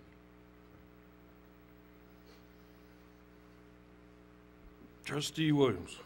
Thank you. You mentioned the Ambling development. The Ambling development has a lot of detached garages for their building. Do you intend on doing that, or do you intend on having interior parking? Yes, all the parking. For the rentals, I'm speaking. Yes, all the units, all the garages are internal to the building. So we have 160 garages, and as Warren mentioned, the tuck under townhomes have 2-car garages, and then in the elevation you can see here, this building, the 3-story elevator served building, has 8 individual garages that are what we call assignable. So those would be accessed off a common corridor within the building, and they would be assignable. You know, they're essentially rented to people that. How about your 3-story buildings? That picture that you see on the screen is of the 3-story elevator served building. Okay. It contains 32 units, 8 garage spaces. Our experience is that not everybody's going to pay the extra $100 a month for a garage space. Many people will don't park bet on it. outside. They'll do it. Those people, Believe yeah, me. there is an opportunity, obviously, to rent that dedicated parking, that dedicated garage space. There's 32 units in how many 8 spaces? per building, so 25% parking. So you have net 32 units and only 8 spaces? in that particular building style. Yes. In all the townhomes, there's 2-car parking for each. I'm not talking about townhomes. I'm talking about these 3-story buildings. I don't like that. Yeah, there's an abundance of surface parking. Oh, of Yeah, course. the overall parking ratio is about 2.2 spaces per unit.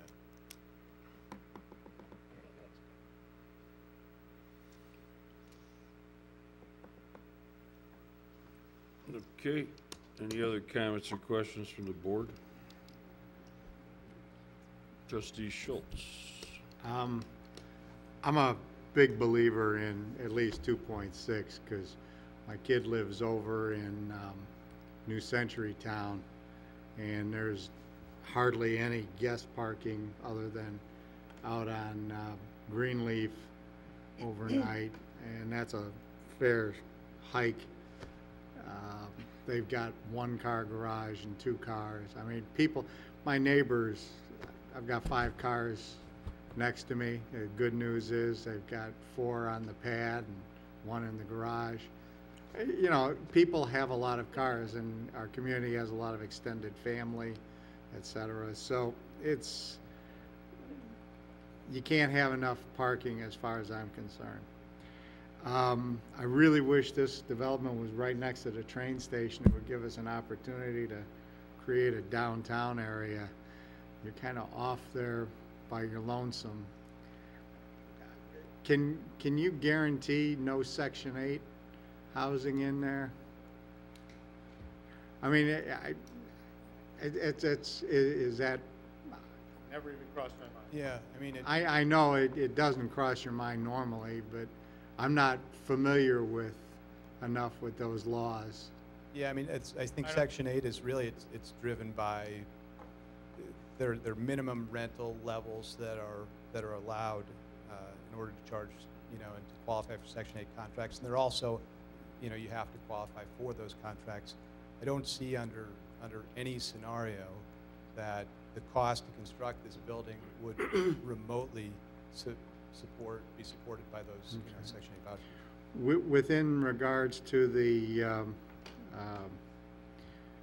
ability to have warrants for a light at Corporate Woods, It's my understanding, based on the US 45 study, that there weren't warrants, so I'm wondering, and it's not in your letter, your traffic engineer didn't address Corporate Woods in that letter there. There was a supplemental letter. Tim, do you want to address that?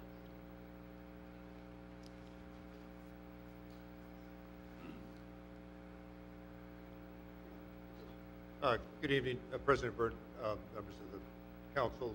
For the record, my name is Tim Doran, Director of Transportation Planning for Kowal Hamilton Associates. I don't know, Trustee, if you saw the additional signal warrant analysis. Did you? No, I didn't. Okay. We Well, went out. I should say we just received that Just received Friday, it. Dave. Right. And that's something the staff would like Right. to talk to you about as far as, we need Okay. to, David needs time to review, and we need to engage a consultant to take a look. Well, the IDOT study said that they weren't there, didn't it? I mean, that was pretty straightforward within that. I think it just wasn't included in their analysis. Okay. Yeah, I read what I could of the IDOT study, Mhm. and again, my apologies, and absolutely understood. And Dave and I talked on the phone a couple of times, but that doesn't, it's not sufficient enough to get that data to them earlier, and there was reasons for it, but mea culpa. We went out and actually did counts at Corporate Woods. Now, Corporate Woods just intuitively is about 20% unoccupied or 80% occupied just by looking Right. at the activity in the building. So we know there's more. Right. And then that additional, I think it's 40 acres in the rear that's undeveloped and its potential for development. So we put all that aside and just did counts on existing traffic there. And the amount of traffic coming out now for the one snapshot that we did on one day during the evening hour would warrant a traffic signal under certain conditions. Everything I saw from the IDOT Phase 1 study didn't address that. You have spacing between Fairway Drive, between the signals, the two signals east and west. So you have spacing, and what we did an analysis just based on existing traffic, and it would warrant a traffic signal based on standards. Okay, but so that was based on the snapshot and not based on? It was a Because one-day. there's a whole curve that you're supposed to? Oh, no, we did that. We followed those standards in it's a Okay. manual on uniform traffic control devices. Right. Dave is very aware of the MUTCD. And we looked at the curve, we looked at the 70% factor because US 45 is a 50-mile-an-hour speed limit. So But you it'll get be certain- reduced. If it is, then we're going to be borderline on warrants. But again, I would just say that, and warrant, a signal can only be constructed under existing traffic, not on projected. Right. But if that park, and it will someday, becomes more leased, get more traffic coming out. The nice thing about this is the compatibility, the way the signal would work is because that signal, which is to the west of the proposed development, would provide some gaps. Right. We all know what it's like out there now because our office is just down the road from the other corporate development. So we know there's no gaps out there. Now, they're going to 4 lanes with a turn lane in the middle. The signal, if it was installed at that location, would provide some gaps going to the east, because when it turns red, then traffic stops. Now, westbound traffic would still be queuing up at the signal in Corporate Woods and work to the east of that, but it would help things. It would help. Our development wouldn't warrant it, because Mr. James asked me to look at the warrant. We just, as a residential development, just don't. So where would the best place or the best entrance in and out of Corporate Woods be for a traffic light? The best place for a traffic signal would be right there at Corporate Woods Parkway and US 45. Is that, and that's west of your development? That would be west of our development, right? Yeah, there might be an exhibit down there. And I may mention, and there's where the location would be, and I may mention that those people in Corporate Woods have a heck of it, because we looked at the counts, and you'll eventually get the memo, but the exiting movements at 4 o'clock, 5 o'clock at night, there is a preponderance of traffic turning right. And I don't suspect that that's because most of the people want to go that way. They just can't get out. A lot of people go all the way through to Milwaukee Avenue, but if you look at the turning movements, everybody's going to the west. There's only a few that can There's a sneak lot out of- going to the east. There's a lot of cut through there from And they're- Milwaukee also. That is a To very beat good the traffic point. on 45. But we could still count them in the warrant analysis. Right. But you're right, there is a big cut. Well, a significant amount of that traffic was southbound on Fairway. That was one of the drivers that we noticed when we opened up, well, prior to opening it up, when it was a stop sign intersection Yeah, it's down some Fairway. 15 years ago. Oh, yeah, Fairway, yeah. Or, well, no, not that long ago, 7 years ago, I guess, or 7, 8 years Oh, ago. you mean when we, When we cut the ribbon was about 7 years ago, but, yeah. Yeah, right. Oh, for Fairway. Right. Yes. Okay. So nobody's recommended we just, you know, create one-way streets, you know, in the morning and then one-way streets going home at night like they've done already on the east coast of this country. We're going out to New Jersey. I'm going, holy God almighty. And this is like 15, 20 years ago. There was some incredible traffic flows. Well, I remember in Chicago when they used to reverse the flow on streets, Hollywood. Yeah, Reverse right, it. right, right, Change them right. one way in the morning. Right. That's Right. forgot about that. Okay. Well, now I think germane to us, you know, bringing in what our traffic expert, and then is this to do what was called a gap study? Okay. All right. Do you want me to touch on the traffic issues? Sure, or other yeah, things that- you know, that's- Since you are up here. Yeah, great. In terms of the information that we've received, we've been asking for a traffic study. We need a traffic study so we can properly make a recommendation to the board. That's really where we need to go. When we first met, one of the things that we talked about was they asked the question, is there anything on this project that Right. could be severely impacting the project? And the one answer that we gave them was traffic. Get me a traffic study. In terms of the first pieces of information that we received, it was a information supplied December 14th. It's titled Preliminary Traffic Evaluation. What it's really doing, it's basing the information on the prior approvals. The prior approval for what zoning is in place was subject to, my understanding, 34 different items of final engineering. We never got to final engineering. So there's a comparison that it's no worse, it's actually better than the previous use. I think, you know, it's pretty easy. We can go through the IT book and we can go through that, and I think it will demonstrate that compared to the prior approval, it would be an enhancement. The problem is we never properly vetted it because we never got a traffic study, you know, back 4 years ago on this Right. project. Right. We haven't went to final engineering. We've never got a traffic study. So Friday, we received some additional information. Again, we don't have a traffic study. We are headed in the right direction. It would just be good to move towards a full traffic study so we can give you the information.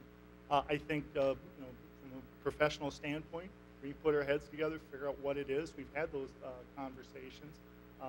I specifically need a traffic study, a full traffic study, not pieces, little pieces here and there. We need a full traffic study.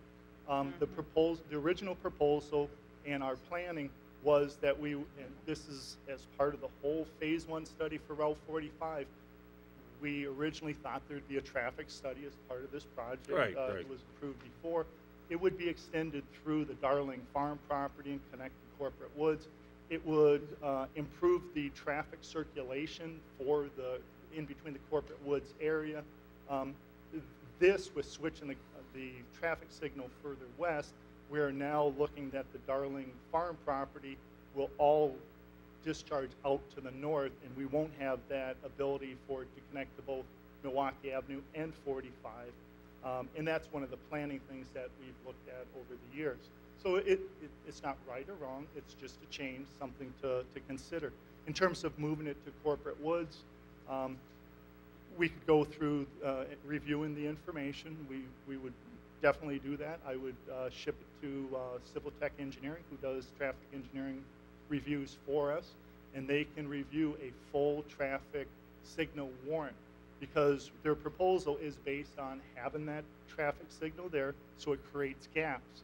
We also don't know, we're thinking maybe this would improve the situation, but to what degree is it creating gaps? We don't know. I don't know if you've performed a gap analysis We yet. haven't done a gap study yet. So we need to know that this will work. The other thing, in terms of, we just talked about 53. We've talked that 53 would be, when will that be extended, et cetera. Route 45 is part of the planning process. We understand that it's over capacity. It's at a level of service F. That's the worst level of service of the letters. So it's a bad situation now. We also know, as far as the phase 1 study, that the highest accident history along that corridor started in front of this property, went easterly to Milwaukee Avenue. So we know that there are some additional traffic safety issues that we really need to look into further. Well, the other thing is too, who's the, what kind of, I guess discussions and meetings and minutia are these gentlemen or anybody else going to have to go through with Van Vlissingen?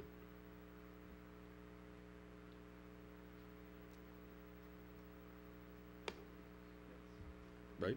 I mean. So I would. Sometimes they could be a tough study. So, if this project is to move forward, it's very, very important that we do get a full traffic study. I think that will really move things forward. Yeah. And without that information, I can't tell you whether this will work, whether it's a good idea or not. I Right. just know, based on what we see out there in the PM peak or AM peak, people will be asked in a number of units. They will all be asked that they have to turn across a lane of traffic to go in the other direction, and southeasterly, and that they need to do that safely. If we don't create the gaps, people will take risks and leave when they think they have their best shot at doing it. Right. We want to make it safe.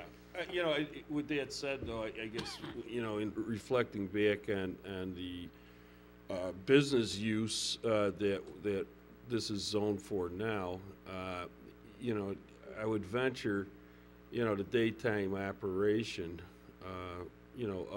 of what was envisioned there with, whether it was medical offices or other business offices, yeah, you would have had a consistent, flow of traffic in and out of there. And if we had allowed, even small retail, you'd have had that issue also. But, here, how many car trips a day do you think, I guess if it's just a man and a woman or, a single living there, I mean, how many car trips a day? Or, we still have formulas, I'm sure, along those lines where, my God, living in my neighborhood when the two kids were little, I don't know how many car trips there were a day, as far as, shuttling them here and there. It was, it's kind of significant, where here, I think, the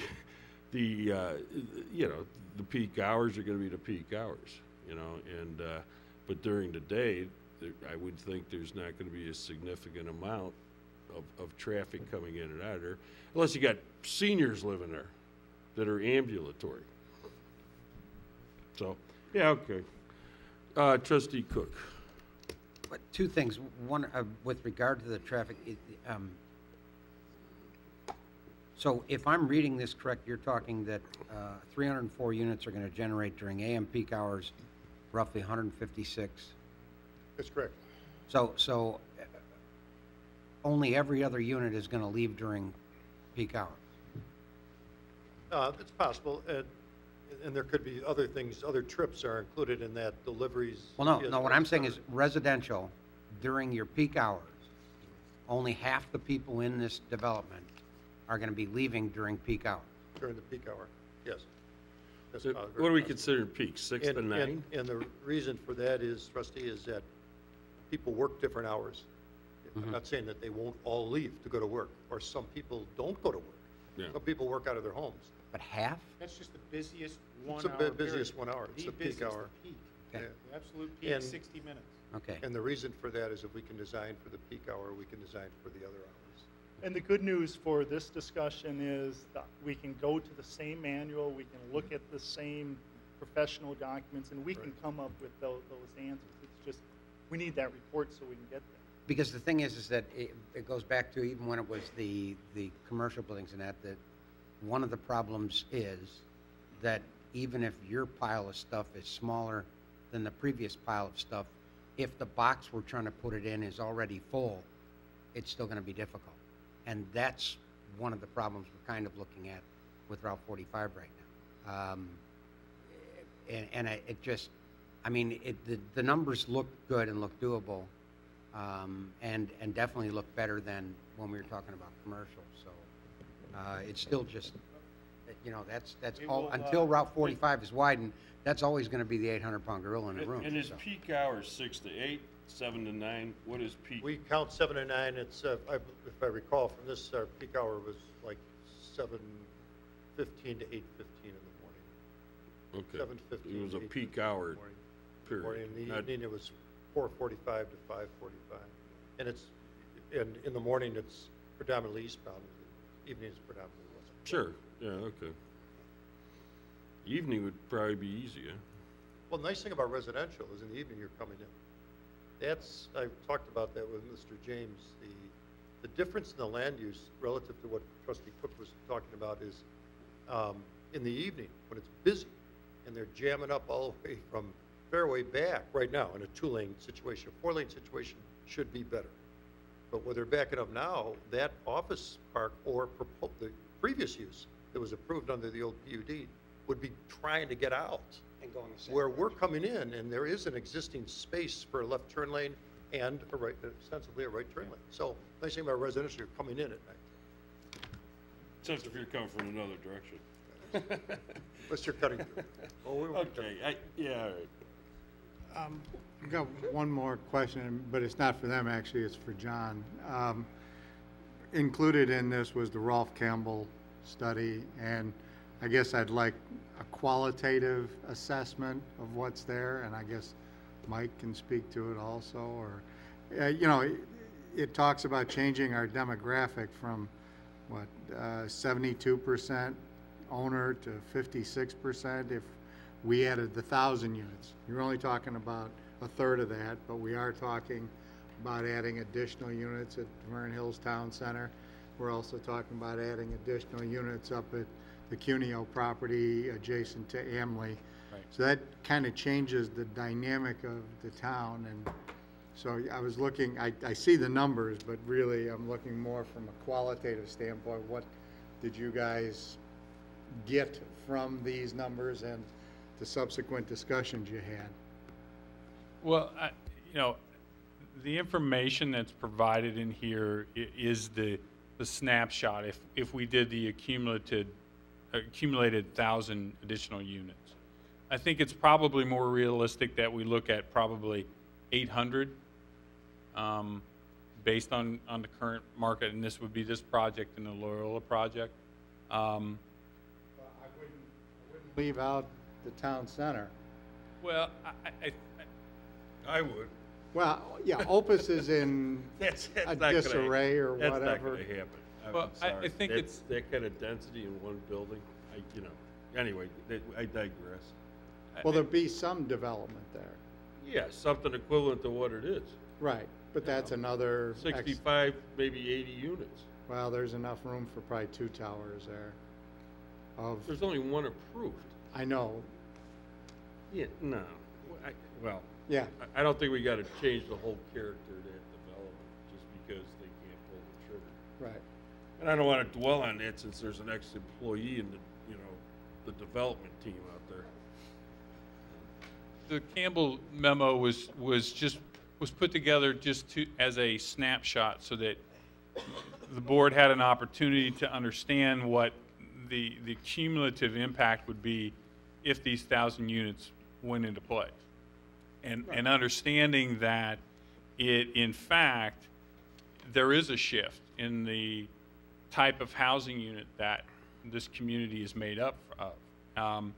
And I mean, you saw the numbers. If you did the full, the full 1,000 units, you would drop from 72%, single-family owner occupied to 66%, and the total rental part of this would go from about 27% to about 34%.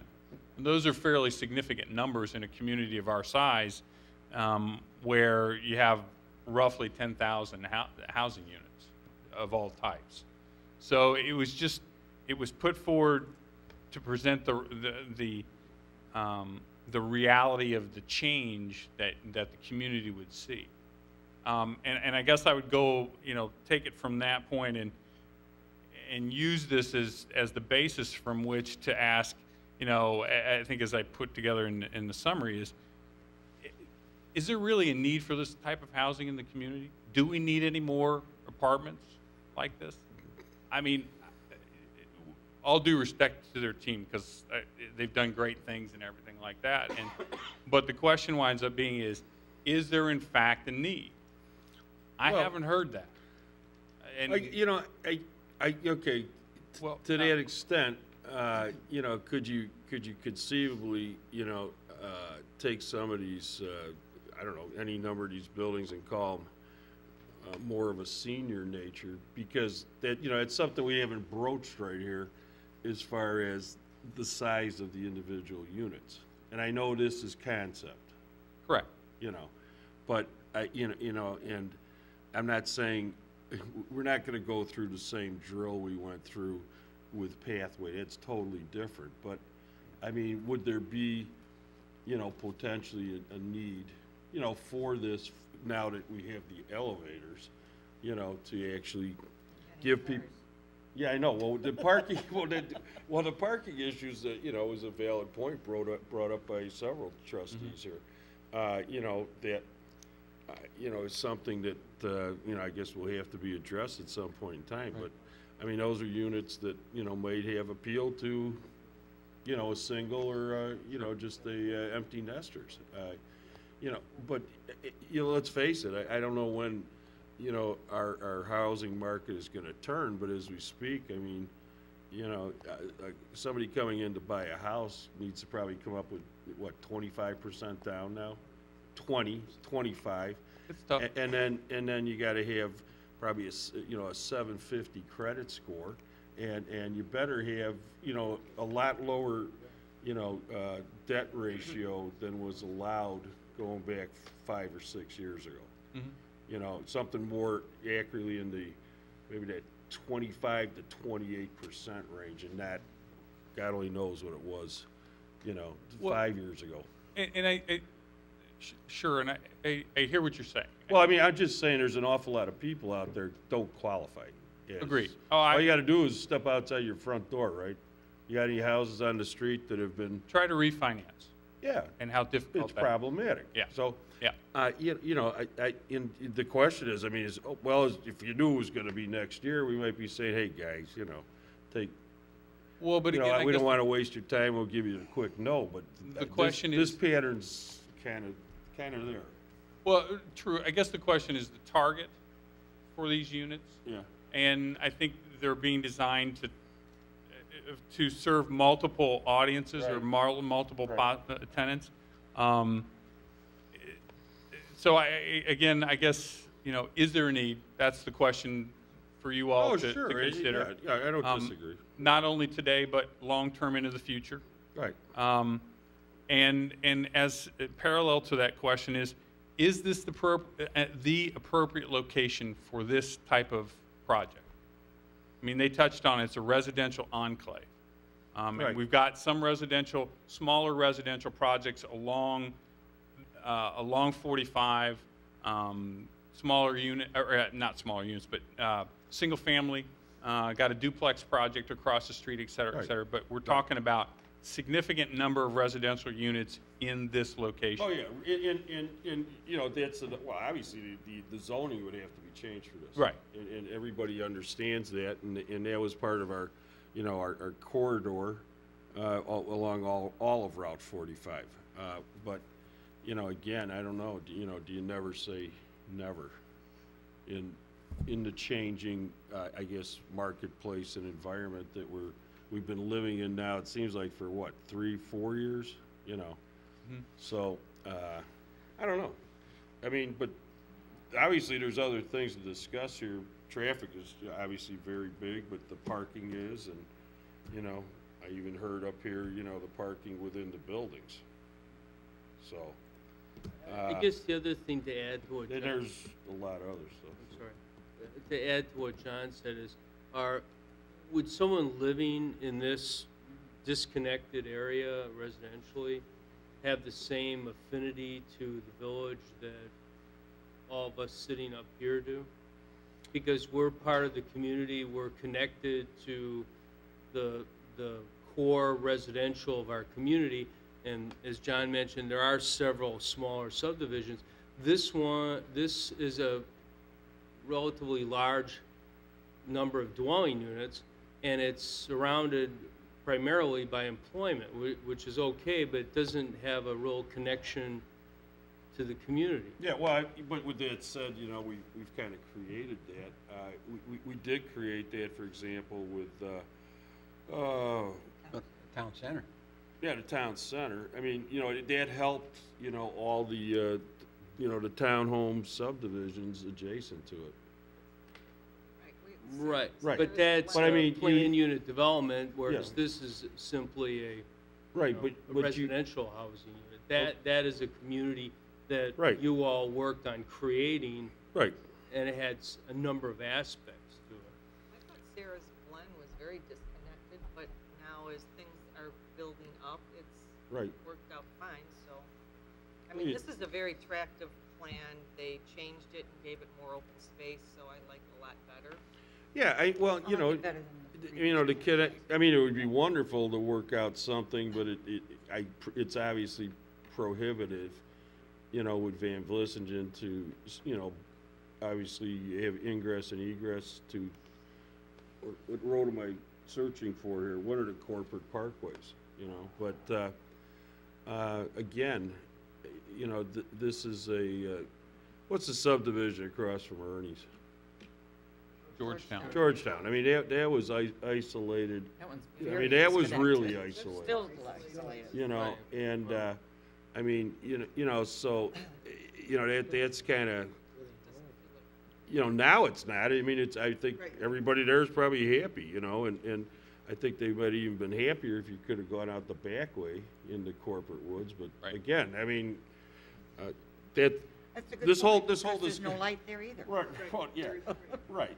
And so, you know, again, I don't, you know, I guess I can swing both ways on this a little bit, you know, because I don't see, right now, you know, the business park is not flourishing like I'm sure they wish it was, and that probably includes both of them, but Trustee Hebda.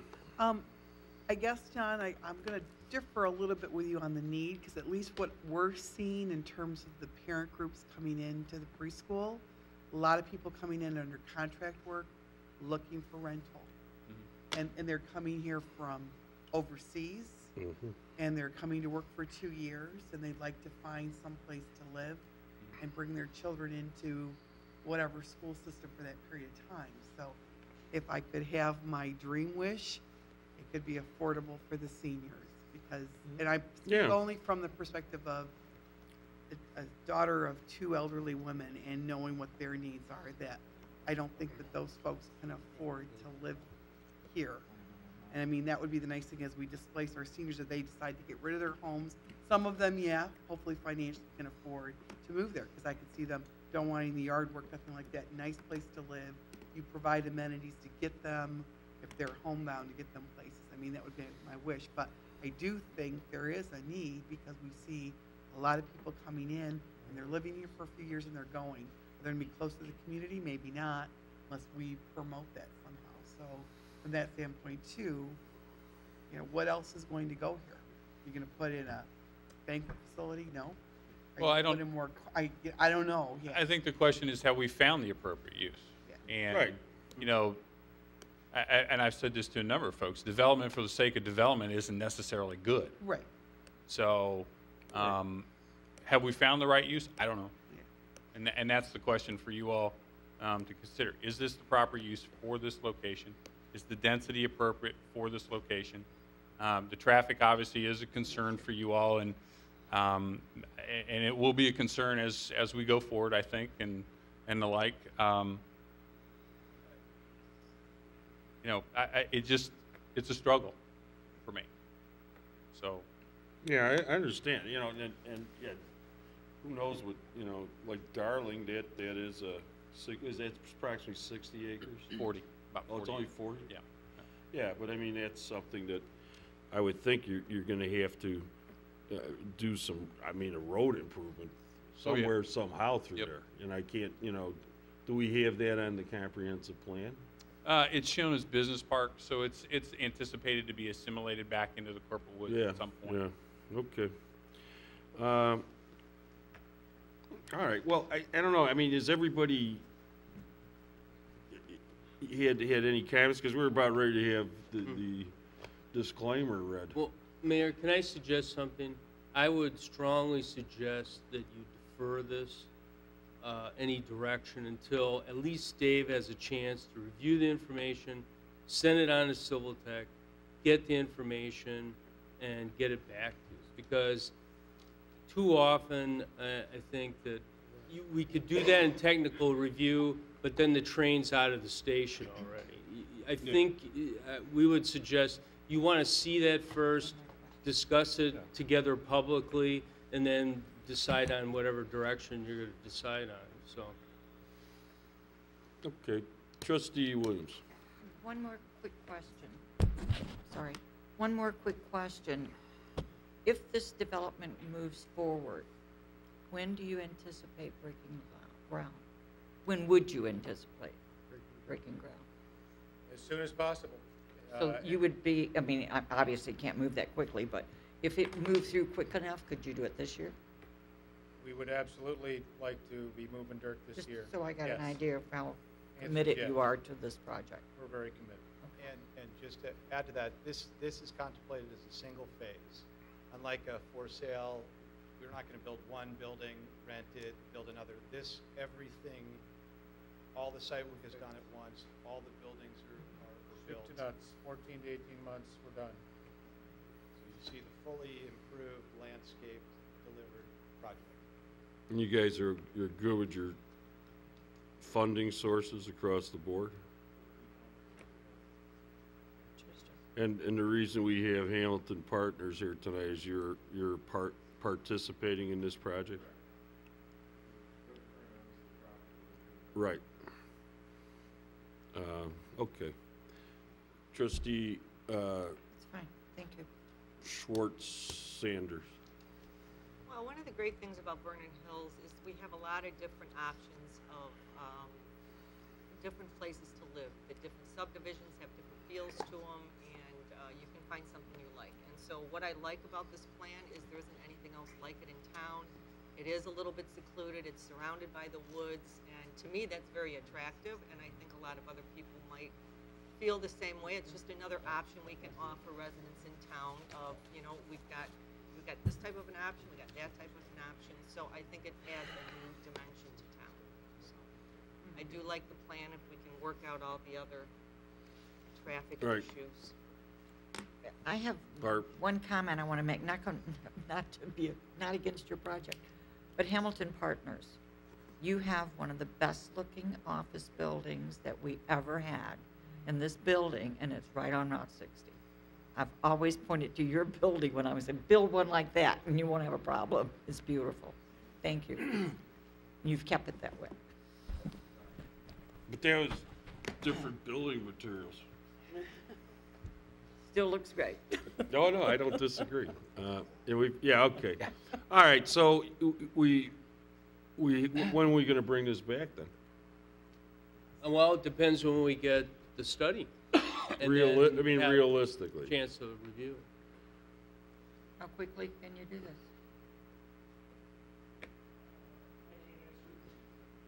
I can't answer when we would get the study. I can tell you how quick we would turn it around. We would ask that they turn it around within 2 weeks. The upfront time, I'm not sure in terms of 3 weeks. 3 weeks. So traffic 3 weeks to study. get the 2 weeks ticket, so 5 weeks?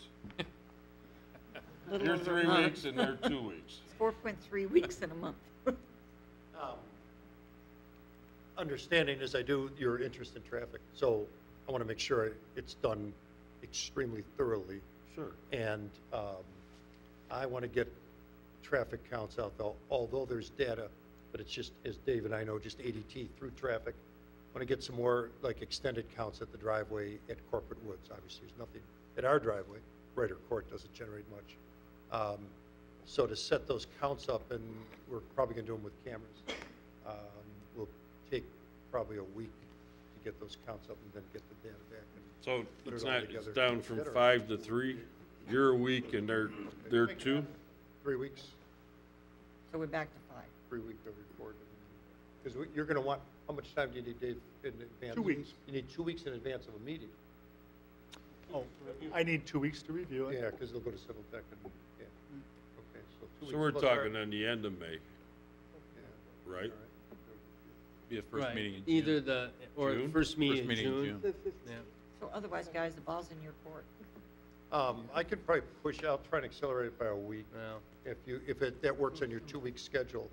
because Dave, we're talking about the 15th of May is the second meeting of May, so that's pretty quick. So then we're. Yeah, that, I mean, I have to get it to Dave 2 weeks in advance of that, so like May 1st. Well, then go to June, It'll be the you first know. meeting in June.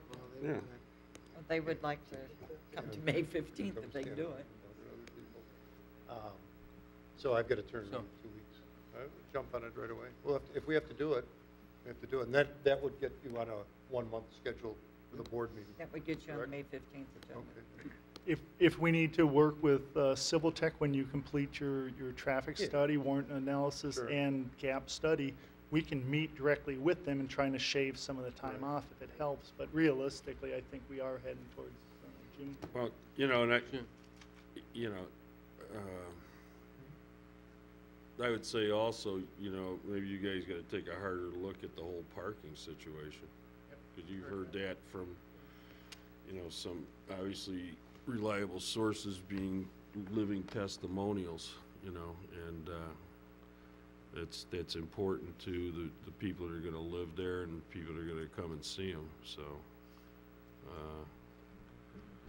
I don't know how, you know, what you do as far as more garage parking. We will give it some consideration, and we'll come back with the traffic study, and we'll address that as well. Sounds good. Yeah, I don't, you know. So then we're talking the first meeting of June, the first committee Right. in No, June. they're gonna shoot for May Well, 15th if they get all their Well, information. Yeah, that's said gonna if, be. I didn't say well, definite. Right, but let's, yeah. Be More realistic. realistic is first. I would meeting say in June. yeah. Okay? First You know, June. I mean, it's gonna be. Plan on it. you know, So 2 weeks we have and 2 weeks. Yeah, well, yeah, but that, you know, we got other We'll factors follow up with involved. staff, okay? We'll Right. follow up with staff, we'll aim for May 15th, but call back the first week in June. You know, we haven't done it in a while, but I mean, we conceivably to hasten the process to give you the yay or nay. I mean, hell, we could have a special meeting, you know, that last week in May, or the third week in May, before what's the holiday, the 28th? Yeah, because we go 3 weeks between The meetings. 25th is the week. Yeah, I mean, theoretically, we could, you know, if you were ready, if we're ready, you know, collectively, I mean, we could have it schedule a special meeting. Well, if they jump on it, say tomorrow, we should be able to give you at least an update by the next meeting in May as to where the progress is All right. and Great. and the like. A realistic update. Remember, somebody better call Van Vlissingen. I'm not calling it. Well, there's always the powers that eminent domain. Yeah. As we discussed with Huron. You Yeah. know, if you really want to get a connection, Yep. someone has to pay for it, though. I'm thinking more even about a traffic signal. With it being a public road, I think we can work through this one. if we need a signal there. Okay. Unless there's a right-of-way need, but short of that, if it's within the right-of-way, we'll be able to resolve that. Yeah. Okay. Thank you. That's all right, gents. Well, I'm sure you'll be in touch with staff. It is quite an improvement over the last one. Yeah, it's a great product, and you know, you've done a nice job of improving and dealing with what we've given you, so see if we can go further.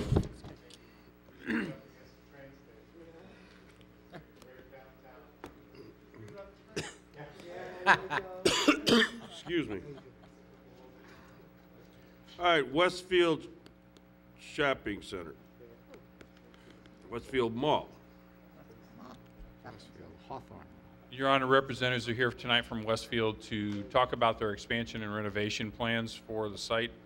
You've gotten the written description, nice detailed written description along with the illustrations in your packet, and they'll talk through the plan in generalities. Unfortunately, until they have signed leases, they can't tell us anything. So Hide Kashima's here tonight, and he'll walk you through it. Good evening, ladies and gentlemen of the board and staff. Thank you very much for having us here tonight. My name is Hide Kashima, Development Director for Westfield. I have with me tonight Rob Gammer, our outside counsel from Quarles and Brady. Want to walk you through our three proposed main changes to the mall. One is going to be an expansion that will include a theater and some restaurant spaces. The other will include the renovation of our three other entries of the mall, and also renovation and update to our wayfinding package. Those are the three things I want to talk about in more detail later. But our main goal here, the proposed revitalization here that I'm going to pronounce, that we're going to take you through tonight, embodies Westfield's commitment to a more convenient and diverse shopping experience for our customers. And our main goal is to remain germane and relevant to our shoppers. We also want to set a new standard for shopping in this region through this renovation. And then third, we'd like to really expand the primary trade area that we operate in. This is going to result in customers staying longer. They're going to visit more often, and hopefully spend more. Walking through this project here, our plan. The first thing we're proposing, as I mentioned earlier, is a cinema expansion. It's on the second level of the mall, right next to the existing food court. What we're going to do at grade there is we're proposing at least 2 restaurants, maybe 3. We don't quite know yet. We're negotiating with tenants right now, but don't have signed leases, so we can't get into more detail than that. But the goal here is as a customer parks in the parking lot, comes in through our new main entry, there's going to be vertical transportation, most likely escalators, going upstairs, and that'll take you to the theater level. This is just a proposed preliminary layout, 12 screens. We're also under negotiations with the cinema operator, and I apologize, I can't disclose who that is right now, but very shortly we should be able to do that. We're proposing 12 screens, 1,600 seats, and it's going to be fully digital. They also are proposing potentially a bar scenario, a separate lounge that's cordoned off, and they're going to serve alcohol.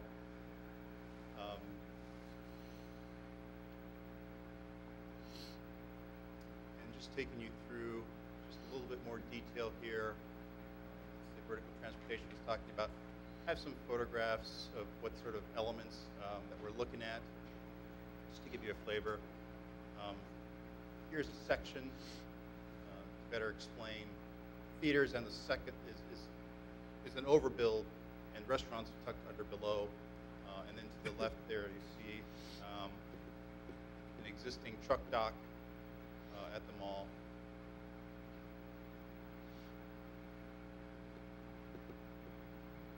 This is just an artist rendering of what this exterior might look like. A lot of glass. The upper level you see right there is the theater lobby. You can see the escalators going up, so a customer can get a really nice expands the transparent view, and you can see it from the outside, driving interest by customers. And then you see some restaurant spaces out here. This space, here's another little rendering.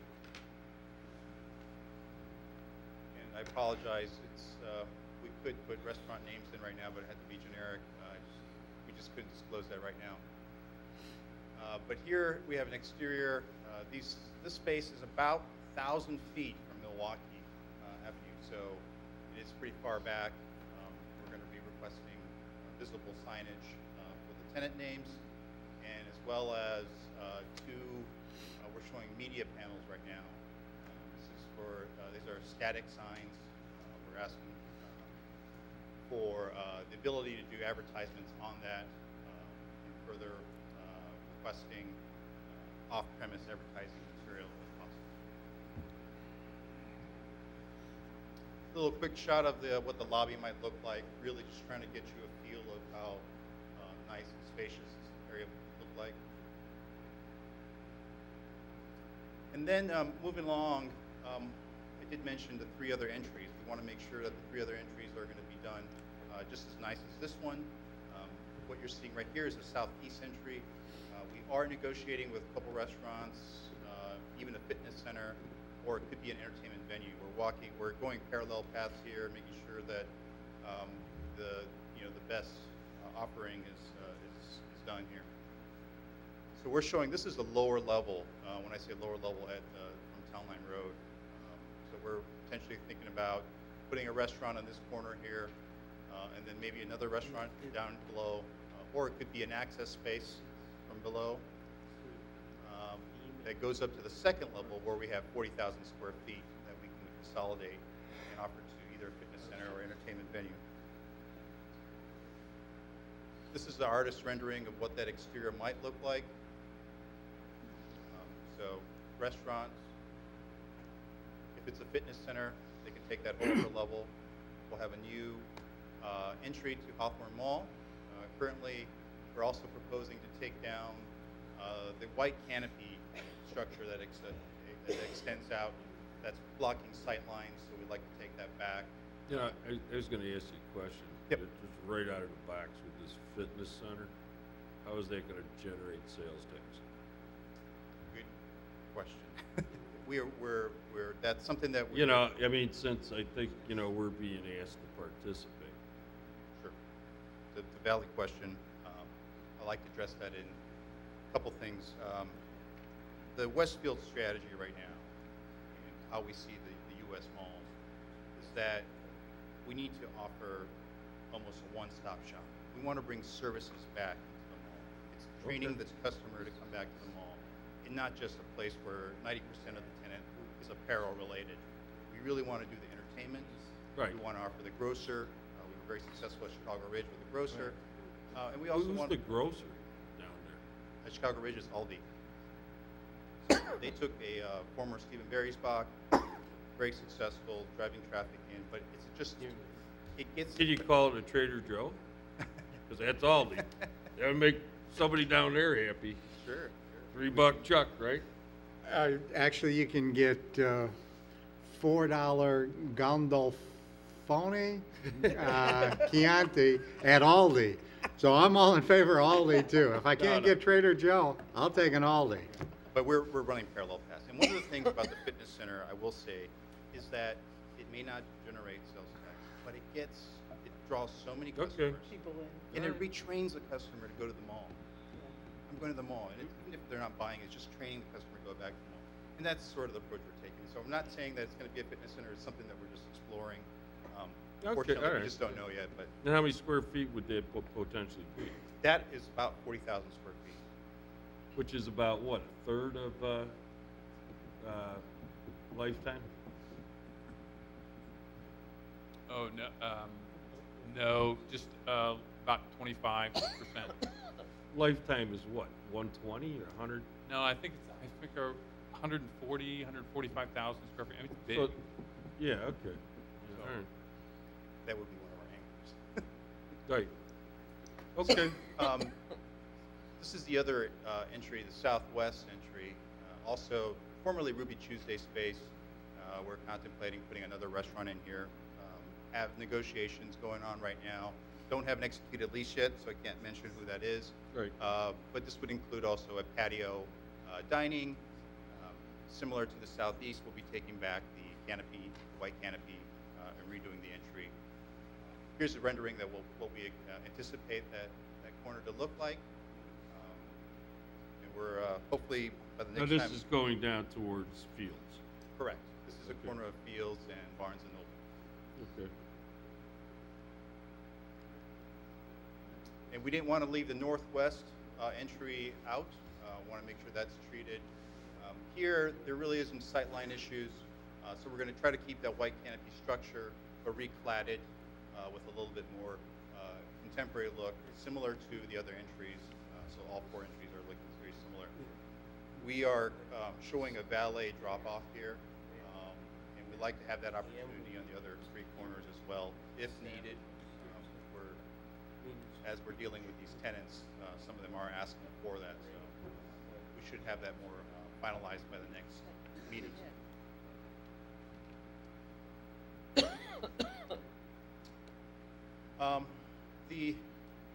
For Westfield, the positive customer shopping experience is very important to us, and that begins from a customer's home.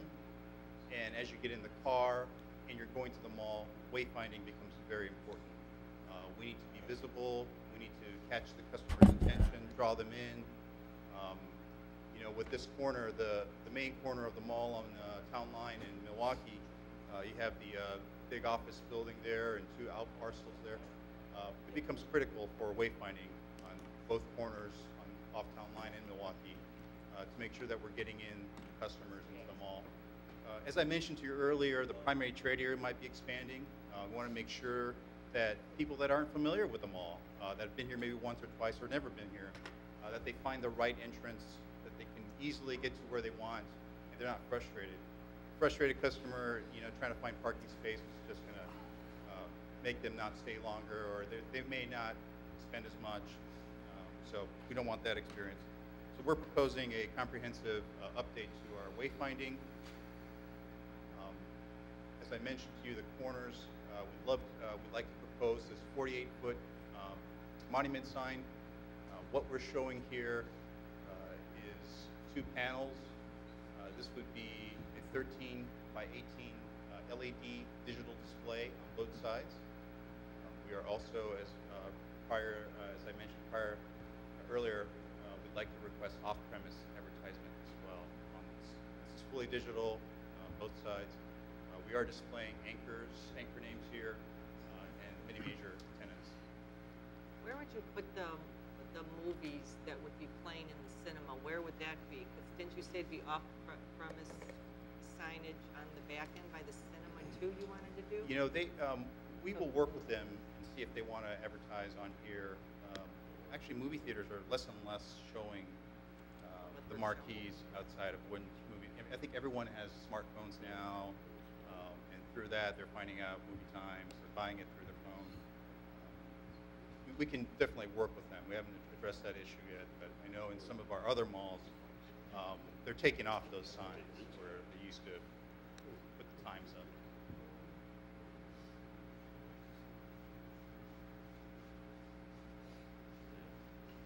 And this, again, let me just point out from a site plan perspective, right here in this corner, we'd like to put one in here, and then one right here in this corner off of Milwaukee. There's 2 of them? 2 of them, correct. Well, 4 total.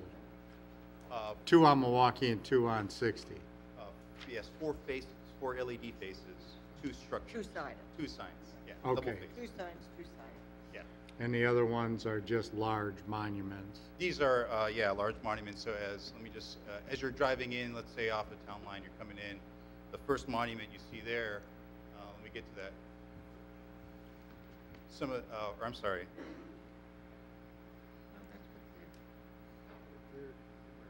Here we go. Site directionals. These are, Right. I'm not sure how well you can see that on the screen there. But Yeah, go back to the site plan. One more. All right, one more. Oh, yeah. There we are. Okay. So SP 1.01 and SP 1.02, those are the two large LED. Correct. SM 103 and SM 102 and SM 101 are just Or this one, yeah, monuments, so, correct. okay, They're lower, right, with a fresher look and consistent with the other signs. right. And then going back to the site plan, the SD site directionals you'll see throughout the center. That will have tenant names, larger cap height, letters, illuminated, and this should dramatically change, help out our customers finding where they want to go. Just a quick question, are SD 107, 108, and 101 actually on the north side of Ring Road?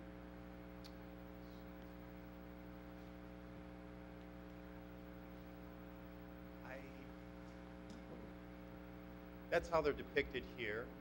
I think they are, but I can't be for certain. I can't remember. Because there is residential on that side of True, that. true. That might be something to consider, moving those to the south side of Ring Road so that they're actually part of the mall as opposed to looking like they're part of the residential. Yeah, let me find out. I need to verify. I need to confirm that. These sign locations are, I'm pretty sure, these are existing sign locations that we're swapping out. None of these are new sign locations. But how So- tall are they? I'm sorry. I'm not thinking of anything. The lower ones, The internal sign? Not yeah, these those. are about, this is, I think, 10 and a half feet. Those are 10 and a half. And how big are the ones that are there now? About the same? Yeah, you know what, they're probably about the same, if not slightly lower. Okay, how about the internal directional signs? Internal directional. Those. Those will be a little bit larger. We're trying to increase the cap heights. Okay, so how tall are they? I can't quite read it. Oh, I believe 8 feet right here. 8 feet. 8 feet. 8 feet? Mhm. And what are they now? Those little gray ones here? I need to, I'll need to verify that. I don't, Looks considerably less in comparisons with the car that's sitting there anyway. I had to guess 6 feet. I think we're increasing it just a little bit. I was thinking even more, or smaller. Would the LED screens be just advertising, off-premise advertising, or would? Oh, it would be either or. We would, if we have on-premise advertisers, we'd love to do that. We would do that. So they, It just, I think off-premise would give us flexibility to be able to advertise, for example, United Airlines. Obviously, we don't sell United Airlines. do you mall, but- expect that the stores in the mall are gonna be putting advertising on these? Yes, in our other malls that we have put LEDs, yes, we have had participation from existing tenants. A lot of the national tenants love the fact that it's digital and video capabilities. So what about events that are gonna be going on at the mall? How would that be advertised? Would that be on the screen also? We can do that as well. We'd love to do marketing events. If we're doing a chamber event or anything like that, that's certainly something that we can promote. These things are on a cadence of I forget how many videos you can do per minute or per hour. There is a program that certainly do public messages if we needed to, and certainly work At with the no building. cost, or that would be a cost? Or? Public messages, no. I mean, I think we can work with you guys on that. The editorial content or editorial control, I know you don't want to abdicate that, but I would see that anything that goes on the signs should be approved by an outside. In other words, if it's not something that a 6-year-old could potentially participate in, then it's probably not appropriate. So that, by my mind, United Airlines is fine because they can take a flight somewhere. They can't go to Horseshoe Casino, nor could they go to the Sybaris or any other advertising of a more adult nature that could be considered questionable. So that would be a caveat. Either we retain editorial control, which I don't think staff wants to volunteer to do, but at least some level of guideline where if a 6-year-old couldn't take advantage of that, then, so that would even include maybe R-rated movies if there was advertising for the latest thriller or whatever. We're very mindful of content. Right. And so we'd love to talk to you and discuss maybe carve-outs. You know, we're thinking about United Airlines or a Cadillac commercial. Yeah, they could ride in the back of a Cadillac. Right. So that's sort of the line of customers we would advertise, and casinos and something like that. We can certainly work out, carve out. Corporation Counsel, Kenny. The whole issue of off-premise signage is something that we need to discuss. Yeah. Because once you allow off-premise signage in one place, you've opened up the whole town. You get to regulate time, place, and manner, but you don't get to regulate content. So nobody on the staff is going to be in a position to have discussions about what's reasonable or not reasonable. You're left hoping that the person who controls the sign will control a message in such a way that you'll be happy with it. And I'm not suggesting that they wouldn't, but there's no way that the village can even go near the concept of participating in the content. Why not? First Amendment. Yeah. Okay. And that's the unfortunate problem with off-premise advertising. As soon as you open it up, I could put Bob's massage parlor on a sign that I want. So that's a discussion. Probably tonight's not the time, but it is a discussion that's inherent in the proposal. Does everybody realize how tall, how big these things are? Yeah, 4.5 to 5 stories. Well, to that end, I mean, you can probably speak chapter and verse of Charlestown Mall, because that's one of your properties, I believe. No, that's. Oh, it's not? No, Okay. I'm not familiar with that. Well, they're the ones that, when the last article was written, that talked about, the gentleman flew into Chicago and wrote an article, I don't know if it was the Wall Street Journal or what publication it was, talked about 2 dying malls.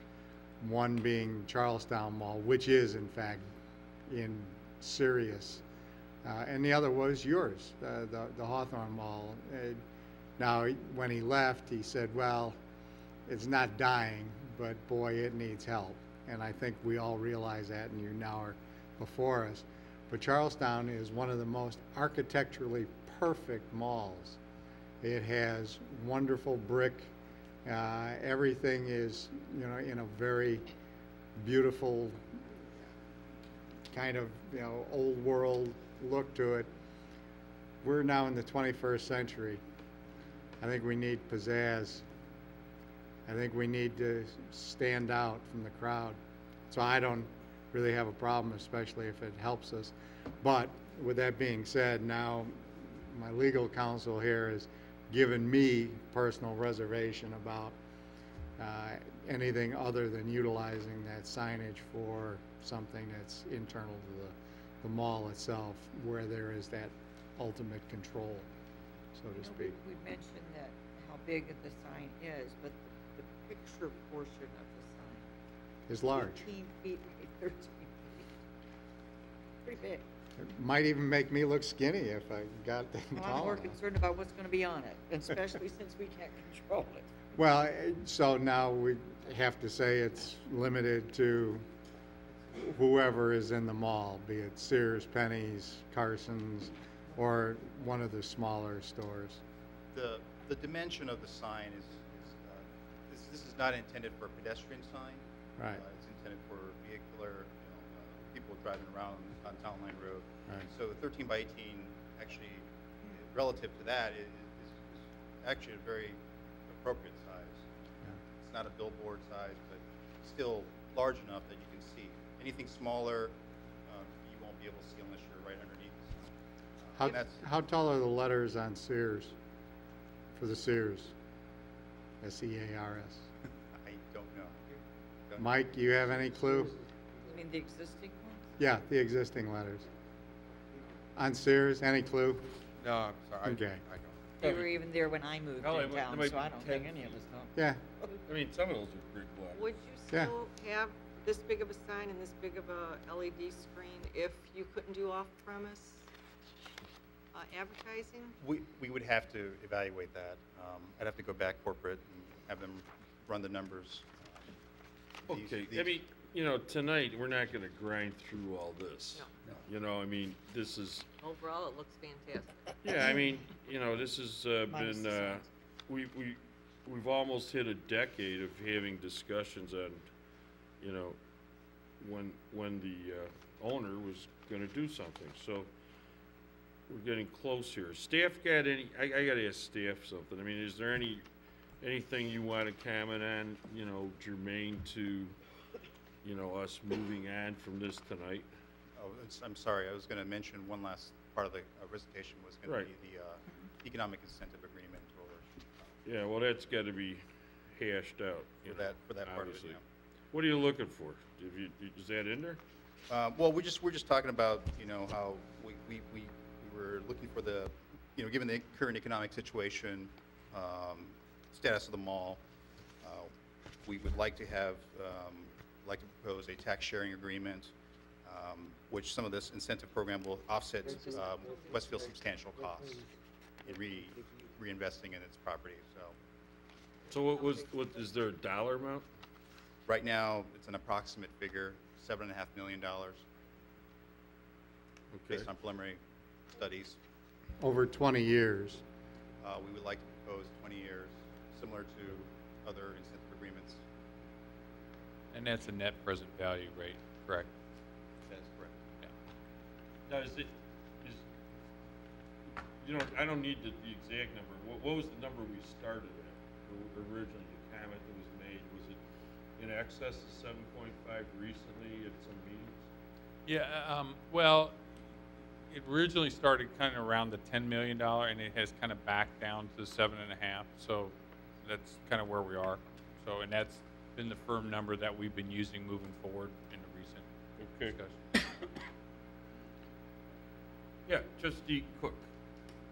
I'll tell you very upfront, I have significantly less problem in terms of the economic incentive than I do some of the sign. Especially, I really would like you to check on those 3 SDs. I'm staff, I mean, Mike, can anybody think of, I don't remember any signs on the north side of Ring Road for the mall. There aren't. Yeah, I didn't Right. think there were. So those can't be current existing signs, not on the north side of that road. Because that'd be up against the fences for residential. And then the other thing is the north side of SP 102, which is one of your big signs. Yes. That tall a sign, I know there's an elevation difference, but you're looking at a multi-story residential building that will see that sign, and there is no way they're not going to see it. So I have serious concerns about an electronic sign on the north side of that particular sign. That if there is a way that it could be turned more to the east or whatever, so that it would not be visible from the residential. You know, in other words, if it was angled slightly northeast as opposed to due north. But I would have to be shown that it's not going to be visible from the residential. Otherwise, I wouldn't want it, that kind of a bright light sign aiming that direction. Understood. That's a great comment. Well, we will, let us study that. Let us study that and get back to you when we do a formal submittal.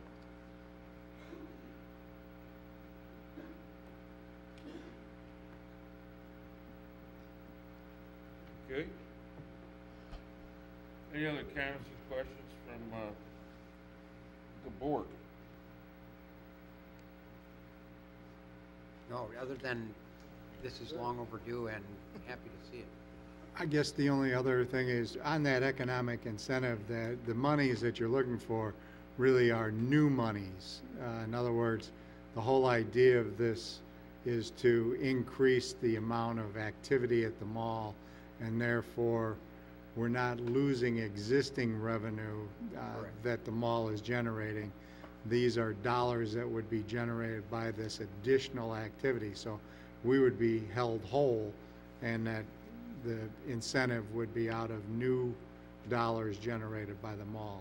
And indeed could also improve our portion as well, depending upon how it's structured.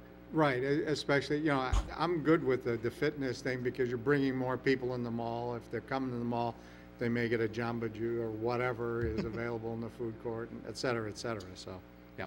But that's exactly the structure that we were contemplating, a base case, and Yep. anything above that. In no way is the village Right. in a lesser position. All right, where do you want to go from here? Well, as I think Bob indicated, I mean, there are a number of issues we're going to have to work through with regards to signage, and that's probably the toughest part of this whole project, other than the economics, and I think we can make that work. So I guess, you know, if the committee is acceptable to this, I think it would be appropriate to direct them to begin technical review, and then ultimately go on and appear before the Planning and Zoning Commission. It would also be appropriate for the staff to be directed to start working with them on an economic incentive agreement. We'll use Andy and his team, and we'd already provided them a whole list of comments and questions that we had looking for information. So if you're okay with that parallel path, what I would envision is they would start technical review. We would work together on the EIA. We would come back to you all with a term sheet for the economic incentive agreement so that we can, that one will be ahead a little bit so that they understand what will ultimately turn out.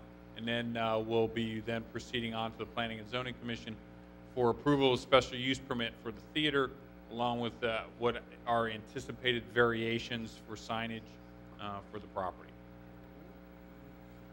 Okay. Well, is there a motion to, you know, approve this concept to go to technical review and authorize stamp? We need concurrence is fine. Yeah, you want the consensus? All right. Yeah. Everybody, you have a problem? Anybody have a problem going to? No. Technical review. Mayor, can I add one thing to?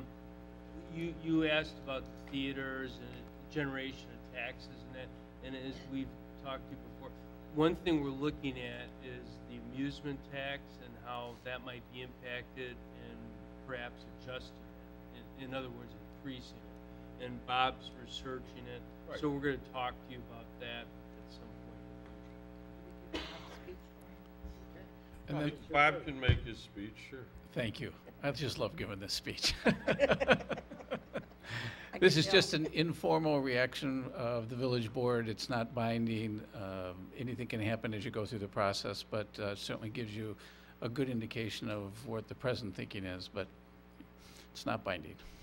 Thank you very much. Where's the guy with the Australian accent today? He's traveling actually right now. All right. Visiting with some of the tenants that we're trying to negotiate with. So. Okay. All right, well, let's get this going. It's only been 9 years. Yes. You know, It's only taken a little bit. I don't know all the people that were involved at this point. There's been a lot of Many different people. You know, so But you're the man. Wow. big Yeah. long list. We have A lot of confidence pressure. It's in like, the yeah, village. big long list. Okay. All right, great. Well, Thank you very much. Thank we'll, you. we'll Thank try, you. we'll try to work with you for sure. So, all right, what's next? French Market. This is the French Market. French Market. French Market. Here we go. Okay, All right. well, hopefully I've got a little good news.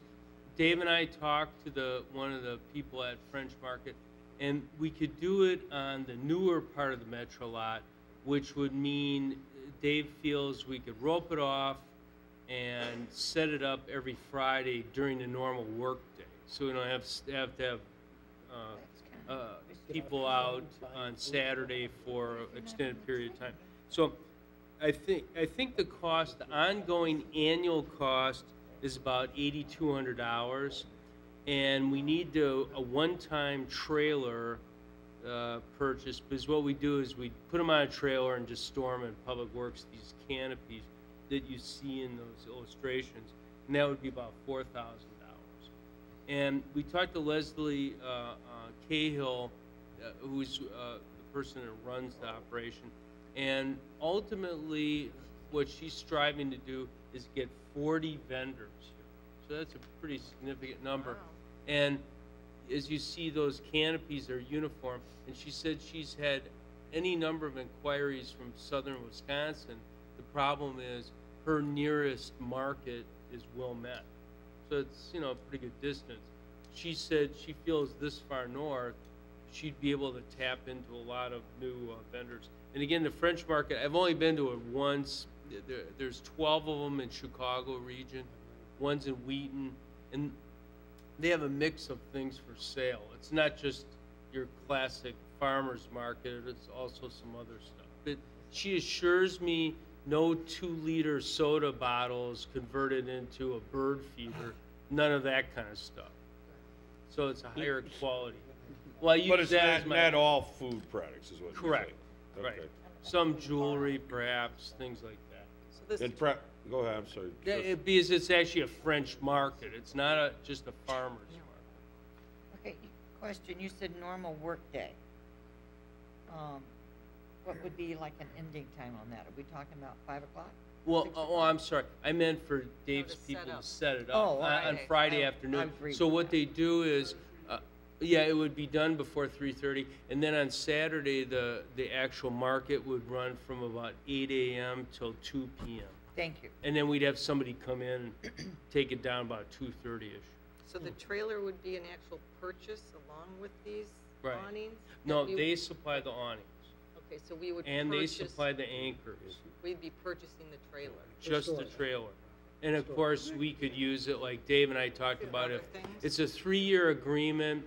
If for some reason the thing doesn't fly, as Dave indicated, we can always use another trailer. We're always hauling stuff. So, I mean, from that perspective. But we would be doing the actual setup and knockdown. Knockdown, correct. Oh, that's our part of it. I'm not sure.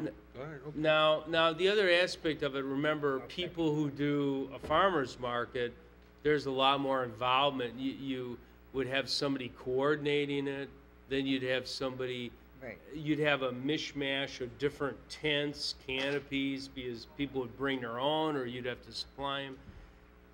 Anyway, this is a nice uniform, but people shouldn't think it's just Brussels sprouts and broccoli and apples. No, It's- we have. But I mean, what percentage will be food products, like fresh? I don't know, you know, if I ever asked her that, to be honest with you, I'm not sure. My observation is, well, you could see in the pictures, Right, it's I a saw kind of those. a mixed bag. And some of it, of course, is like bakery, things like that. what do they But are they gonna be selling like sweet corn? I would think so, yeah, from southern Well, why don't you, Wisconsin, yeah. you know, And some meat market. why don't you ask them, you know, I mean. Okay, ask well, if that's they're- why I'm bringing it in front of you. and I mean, see- you're gonna be able to get different kinds of lettuce and stuff, and tomatoes, and. Sure, I'll ask. Have What we are talked- they? What, Kale, maybe? Well, Or I would think you'd want. endive, I would or- think you'd want like fried cheese curds, Really? being from Wisconsin. Maybe I'll just take the hat. Yeah. Have we talked to any of the other communities that have this? A long time ago, I talked to one. I haven't had, not recently, no. But some of them have had this, like Wheaton, since I believe the early 90s. So this is a long. Something along this line. Yeah. No. This vendor, this specific vendor. Yeah. So it's been around for many, many years. But I can follow up some more. Oh, I can't. I did. Yeah, I I'll- can't remember the name Oh, of okay, the. good. Nobody the had even closest bad one is things to Wilmette? say about it. They thought it was great. Oh, One's in Wilmette, one's in Closest Wheaton. one is Wilmette. yes. There's Wheaton, And Wilmette, Glencoe. There's also one in Villa Glencoe. Park. And then the other ones, they go all the way down to New Lenox. I- And there's gonna be one in Well, why Cushing doesn't Hills, somebody Wheaton. take a road trip from staff and just, you know? It doesn't look like it won't start till the end. Well, they do have the one, I believe they operate the one, and we didn't talk to Leslie about that. They operate the one that's at the Ogilvy Transportation Center, the old Northwestern station. That, Oh, if I've you've heard ever of been that in that one. Yeah, it's very, Yeah. now that's different. That's a Right. permanent thing, and, Yeah. but, you know, again, it captures the flavor. They try to get it a Are they little selling higher vino quality. in that too? Well, I don't know No. about here, but they'd sell They do like a bake. downtown. French market. It would be- cheese and some bread and a Yeah, it- bottle of vino. It would I'm be going back, appropriate to buy a croissant or a baguette. Yeah, I was right? in mean, New you know, Orleans it's a couple of French years market. ago, and there's a couple of, kind of, they're open air, but they're covered. Mhm. They're buildings, and there's all these little stalls, and yeah, you can find everything from voodoo dolls to, fresh tomatoes, and everything in between. All right. So it'll be interesting, and I look at this as a resident benefit, and The chief is if going, "Oh my God." and if Dave, you can use another trailer, right? Even if this goes by, yeah. So I don't think we're out anything here by buying a trailer. And you can see, they have a diversity of communities that have Don't had, cry. Yeah. so, it's not like just one. All right. So. All right, so what do we need to do here? Well, the one thing is, unfortunately, this, and I'll give credit to one of our residents who brought this up to us, and connected us with them, but we didn't budget for this, of course, because it just came up about 3 weeks ago or so. So we'd have to take it out of contingencies, we'd have to work through that piece of it. I guess the point is, if it's your general direction to go ahead, we can firm up some of those questions that you asked. We'd have it on the agenda for the 1st of May and for your approval, if that's acceptable. I think that the residents would really like it. Mm-hmm. I think it would be a great amenity for everybody. I know, I love it. I do have, from my work, I have a couple of facilities down in that area, Villa Park, Wilmette, or Westmont. I did call them, and they all said that everybody goes there. Everybody goes. Find out when the Wilmette one starts, maybe we could. It told us Oh, on that thing. time-wise? It May- says so. Wilmette and Glencoe, maybe Yeah, both of them. because if this one is Okay. true to form, it would be like next weekend. Yeah. I mean, April, that'd be kind of fun to Well, I go see believe it. some of, yeah, it should be It should like be coming pretty up soon, pretty yeah, soon, absolutely. so Okay. April 26th. I thought it was the 20-something. Wilmette shows Yeah, April like- 26th through October. There you go. All right, well, what, Next- what action do you want in this tonight? Well, I think if there's a consensus, I'll just have it on the consent agenda for the 1st of May, and then But we'll if you get could some of get these some of those questions questions answered, too. the vegetable question, and Yeah, yeah. some of that other stuff. So, okay. That could be put into just a transmittal, so Yep. that, you didn't come across any roadblocks, and so that basically the first Saturday after the meeting in May, we could have it. Oh, I should say that because of, we're starting up obviously Right. now, she has to order the stuff, get a hold of vendors. So she was talking mid-June to start Okay. ours up this year. Okay. Next year it would be Be April. April, right. Okay.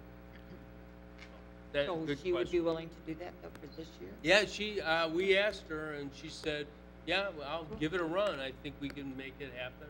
Right. Yeah.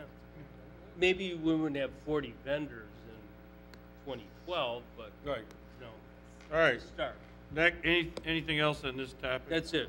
French, the Plymouth Farms HOA agreement for landscaping, street lighting, financed by the Canadian National. Thank you very much. You may recall the Canadian National, as part of the EJ&E acquisition, donated $80,000 for improvements along the railroad.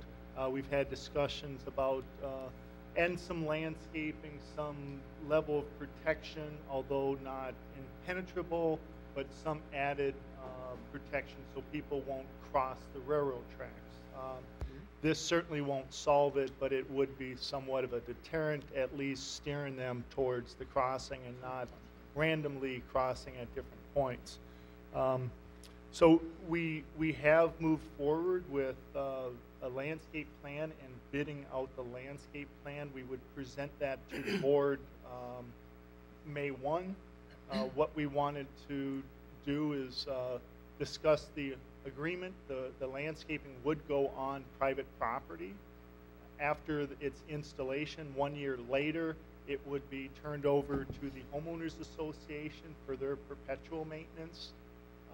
So we're moving forward. In terms of one additive request that the board has not, I don't believe has heard, is there is a request from the association because of our budget, instead of spending the full $80,000 on landscaping, they would like some additive lighting at the intersections. So basically there would be 4 additional lights that would be added. We would have them installed. After testing, they would be turned over. The electricity bill and operation maintenance would all be the associations to maintain. We did check with corporate counsel. We also did talk to the Canadian National. They think there is a good nexus in terms of the money that is being given to the village, or has been given to the village, let me clarify that, and adding of lights. They feel that the lights would assist in identifying that there are people who are under the light, illuminating, that they were in a better position to see people who potentially could cross the tracks. So they're okay with it. Really, we're asking the board, do you have any issues with the agreement that was drafted by Bob Kinney? We have shared it with the homeowners association too. Okay. If there are no concerns on really 2 issues, the agreement, and the second part of it is that we would spend money for lighting as part of this project. Those are really the 2 issues. The agreement does state we will not spend any more than $80,000, the money that we did receive. So Right. there is a cap, they understand it. And I know, Cliff and Jennifer are here. They, if there's any questions or comments, they can certainly. So everybody's speak. been consulted. Absolutely. Okay. And you're good with, There's a couple issues that Bob just received from their council today, and we're going to take a look at those and maybe make a few slight changes. Sure, sure, And- okay. And some of that is really assistance from their end, so we're including the name of the association correctly and those type of details. But certainly, should the board ask us to agree to move forward, on May 1, we would point out any variances from the agreement we've already shared with you today. Okay. Need a motion on this, or? He's gonna. At least concurrent. Does everybody I mean, subject concur? to would be, do we just need concurrence, or do we need an actual? I think at this stage, just concurrence. Yeah. With village board approval, staff will create the necessary Yeah. ordinance and agreement to move forward and present that at the May 1 meeting. Okay. All right. Next item is Social service. social service grants. You got the list, and that's what you directed or discussed the last time. Any changes? A couple potential subtractions. Come The two Grace Lake items, I'm still considering that perhaps we can, I'd like to know what benefit it is to our residents, those two. Last page, 194. Thank you. Which one are you talking about, Tom? The two that have a Grace Lake address. I can indicate that based on the spay and stay, I've seen a lot fewer feral cats in my area, and I had a boatload of them, including one about 4 or 5 years ago that had a litter in my window well, and the community service officer had to remove them, which he did a fine job through my basement, but that was fine. And you're connecting that to Grace Lake? No, it's Spay and Stay, the organization. Oh, that's just their, That's where they're located at. that's just their main, Yeah, that's where their office is. They're active They in the bring community. the Okay. feral cats Okay. there, and they're neutered there. okay. And the other one is the University of Illinois, which really is, I guess, Champaign-Urbana, really. But their again, office I'm is- not sure what have we gotten from that? Well, I think the extension is the outreach and information they provide, and you all do have this discussion every year. Yeah, but, we do. But On we gardening. do get materials from them, and I mean, I don't think Dave's not here, but you, by extension, Dave, since you're not How a about the Emerald graduate, you're Ash- not biased. Emerald Ash Board, did we get anything? from Yeah, them? they have data. The University of Illinois, Dave, the extension, they do supply some literature, and they have a program where they give some advice. Soil, they help residents with soil testing, good information to help support botany, Gardening. agriculture. Okay. But just in light of the internet and the ability to get some of that information, do we have to give Well, if them you the pick up, 5 if you, minutes? sometimes you need to talk to somebody. That's true. You know, I mean, So rather than, yeah, I mean. And you can't You send can't- your dirt over the internet. You got to bring it to a Yeah, place. yeah. that's true. That's coming though, I think. That may be coming at some point. Okay. I don't, does anybody have a problem with these No, but I just have a criteria? question. We're giving Girl Scouts money, we're not giving the Boy Scouts anything? They never asked. Really? They Really? never have asked. Right. They're self-sufficient. All right. And the Girl Glad I got Scouts have a grandsons. building in And town. the Girl Scouts have a building in town. Yes. The Girl Scouts have a building here. A shout out to John My Bajuice dog that will kill me for hosted the saying that. Botany Troop Yeah. today. So, is there, I guess you need a motion to approve the social grants? Yeah. Well, yeah, if this is okay, it'll be on the consent agenda Oh, first, yeah. if there's a consensus. All right. Motion to create the ordinance for placement on the next meeting's consent agenda. Second. Motion is second. If there's no further comments or questions, roll call. Trustee Cook? Aye. Trustee Markwart? Aye. Trustee Schultz? Aye. Trustee Schwartz? Aye. Trustee Williams? Aye. Trustee Hebda? Aye. Motion carries. And we will, I'll entertain a motion to adjourn the committee of the whole to go into closed session to discuss Just personnel. just personnel, and we will not come out and conduct any other business other than that. Mr. Thank you President? and good night. Well, What do you, Oh, yeah. Are you running Yeah. away? hold on. You don't have a speaking card No. tonight? Are you, Oh, Is this, I'm uh, comfortable with is this the letter. I don't letter know if you okay? want Yeah, to we read it kinda into the threw record it or not. together. Kidding. oh, okay. We have an opportunity, this is Jermaine. Okay, Chief, you want to This say is something? Route 53. Yeah. Oh, He's just okay. thinking about- This is a draft letter that's been handed to everybody regarding Route 53. We have an opportunity to preliminary review the Route 53 120 project. The Village of Vernon Hills has been a supporter of extending Route 53 in Lake County since the 1980s. We have supported a limited access expressway that would provide improved traffic movement in the county. Current proposal is part of this project draft and would significantly compromise the limited access expressway concept. While we appreciate and support the environmental concerns, some of the compromises that are part of the draft reduce the highway benefits of the road and do not take into account the reduction of the negative air quality and water quality impacts of current traffic within this corridor. Further, it is not appropriate at this time to dictate the number of lanes of either Route 53 or Route 20 without the proper analysis of data by traffic engineers utilizing accepted professional studies. Again, we support the proposed alignment of Route 53, 120 roadway. However, the road should be constructed as a limited access expressway at an allowable speed limit of 55 miles per hour. That's, anybody want to add anything?